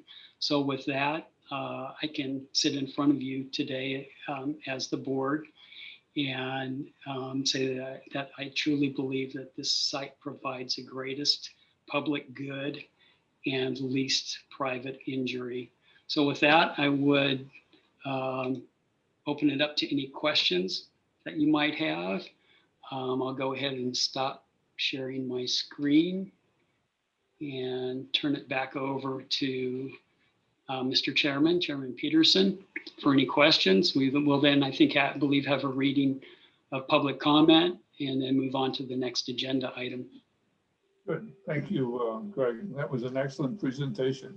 If I might ask, just yourself and Tracy representing Covan Lou, a couple questions just to put it in my terminology. And some of these are redundant and there are other ways of expressing what I think you've been saying here. The first one is, this property is necessary for the use for which you would be recommending that we acquire it for. That this property and this location is necessary. Yes or no? Mr. Chairman, members of the board, yes, the engineering team recommends and believes that this parcel is necessary for the purposes stated. Okay, the second question, and you addressed it, but let me just reinforce it here. You considered other locations and decided that this one was the optimum site. Mr. Chairman, members of the board, absolutely. This is the optimum site for the installation of the underground 300,000 gallon water storage reservoir. Thank you. The third question, before I turn it over to Candace and to read the letters, which I believe there are some, but not to the extent that were received on the prior question. But my third question is, the engineering team has taken into account the impact that this would have upon the surrounding area, the surrounding properties, and the land uses where it will be located. Mr. Chairman, members of the board, my answer to that is absolutely. And I would like to also kind of poll Tracy Grundon, who's a project manager, and just make sure he concurs with all of my answers. Yes, sir, I absolutely do. All right. You know, we've Thank you. looked at the sites, buried it, tried to mitigate sound or mitigated sound. So we really have considered the surrounding area. Okay, thank you both. I think with that, I might ask Candace and Chase for a reading of the public comments that we have received relative to item number 3. Chairman Peterson and the board, we only have 2 letters, so I'll read those for you. Thank you. The first one is entitled Citizens Petition Carefree Town Council. I moved to Carefree 2 years ago because of the natural beauty of the Sonoran Desert, and in particular because of the beauty of the town of Carefree. The mountains, the rock formations, and the high desert. There is a spiritual quality to the town akin to the spirituality of Sedona. Nothing should be more important to the council than preserving and maintaining that natural beauty. But as I read about the council's plans to change our water delivery system, you wish to mess with our beautiful town. You seek to destroy the reason many of us live here. To install a massive tank and road structure to maintain it at the entrance to our town is unconscionable. It is sacrilege for council members to speak conservation on one hand and then do the opposite. The process should be halted, subject to citizen review. Let's get to the nitty-gritty. Why is this being done? Self-interest. This is a huge issue which could impact our town forever. It doesn't appear to be justified on a technical basis, environmental basis, financial basis, or any basis whatsoever. Reverse course, forget about it, and represent the residents of our town and not the self-interest of certain individuals. Nothing good could come of this. Sincerely, Tom Parzicki, Carefree resident. One more letter. Candace, our names are Michael G. and Yolanda E. Brady, and we reside at 7095 East Ridgeview Lane in Carefree. We vote in Carefree, and a major campaign issue for those who were elected for mayor and council was connecting the 450 Carefree residences now served by Cave Creek Water to the Carefree system. The majority of all citizens want residents to be unified under the Carefree water system. We have been promised this and supported it and want it done now. Cave Creek has major problems with water quality, pHM, sediment, and pressure fluctuations, no backup supply line, and lack of long-term maintenance. Plus, Cave Creek sends an ever-increasing portion of their CAP allocation to the Desert Hill system that was not planned for their long-term water resource planning. 2 years ago, Liberty Utilities customers in Carefree did not object to the decommissioning of the wastewater treatment plant in the boulders, even though it brought no value to them, and it actually increased their monthly rates about $15. Similarly, bringing the Carefree water customers from Cave Creek to the Carefree Water Company is the right thing to do. The decision on the location of the required 300-gallon buried water storage reservoir, WSR, should be based on professional engineering firms' analysis as well, as provided the greatest good for the most people at the lowest cost. should be the location of the 300-gallon buried water reservoir. Michael G. and Yolanda E. Brady. Chairman, Thank you, that's it. Candace. Yes, sir. Is that the end of the letters which we have received? Yes, sir. That's all of them. I didn't even receive any others after noon, so you've gotten Okay. everything that's Chair- been submitted. Excuse me, Chairman, can I ask a question of Greg? Yes? I apologize. Greg, the chairman asked you two questions. He asked you if this was the optimum site, which you answered, but then he asked you if other sites were considered, and you did not answer that question. Can you answer that question? Yes, Mr. Chairman, Board Member Delicio.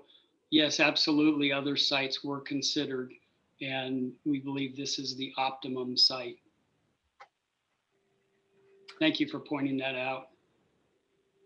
Okay, thank you. I would also point out to all of the directors that we did receive, and we read at a previous council meeting, 70 plus letters in addition to these. And you've all been provided with copies of those. Hearing nothing further, I'd like to close item 3 and go on to item number 4. Review, discussion, and possible action to approve resolution 2021-01, authorizing the acquisition by the UCFD of the parcel of land required for the construction of an underground water storage reservoir in the boulders. And what I would like to do is to read a resolution and see if there are any directors who would like to make that motion that we sign and approve that, and anyone who would like to second, and if so, well, then we'll put it up for a vote. Here is resolution 2021-01.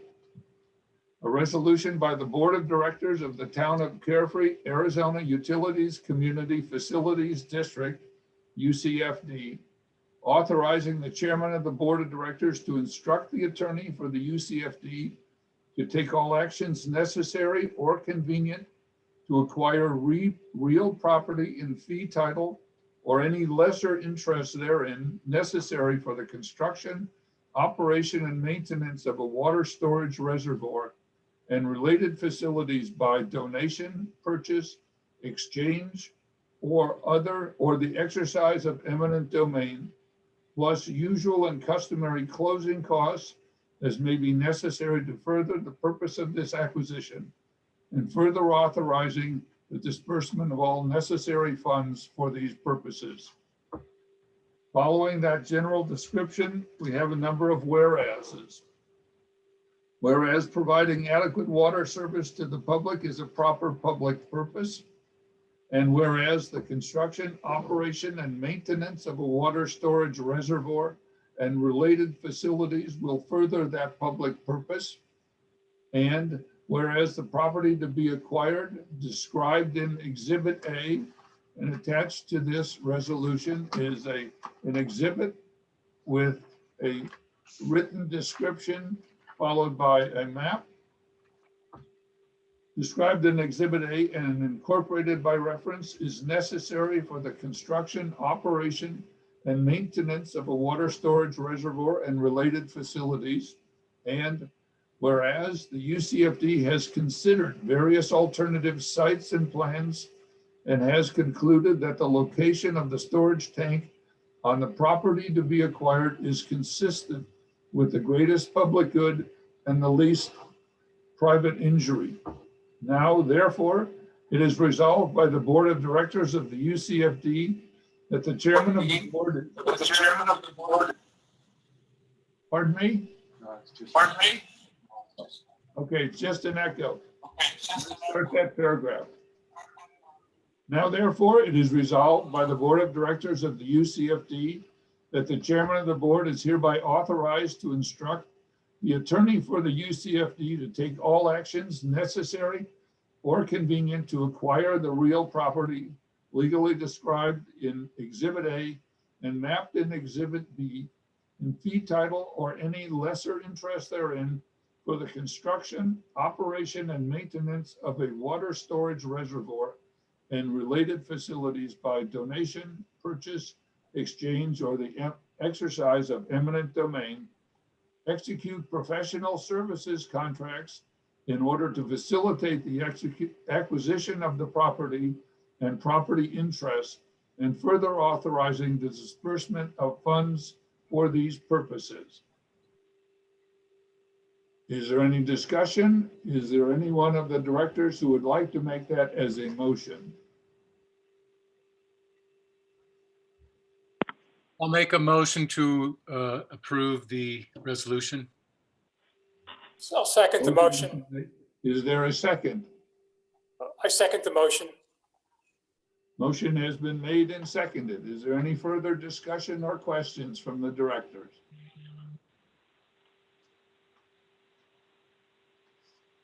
Hearing none, Candace, if you are still there, could I ask you to poll the directors? And if you're not there, I will. Yes, sir. Board Member D'Alessio, how do you vote? I vote yes.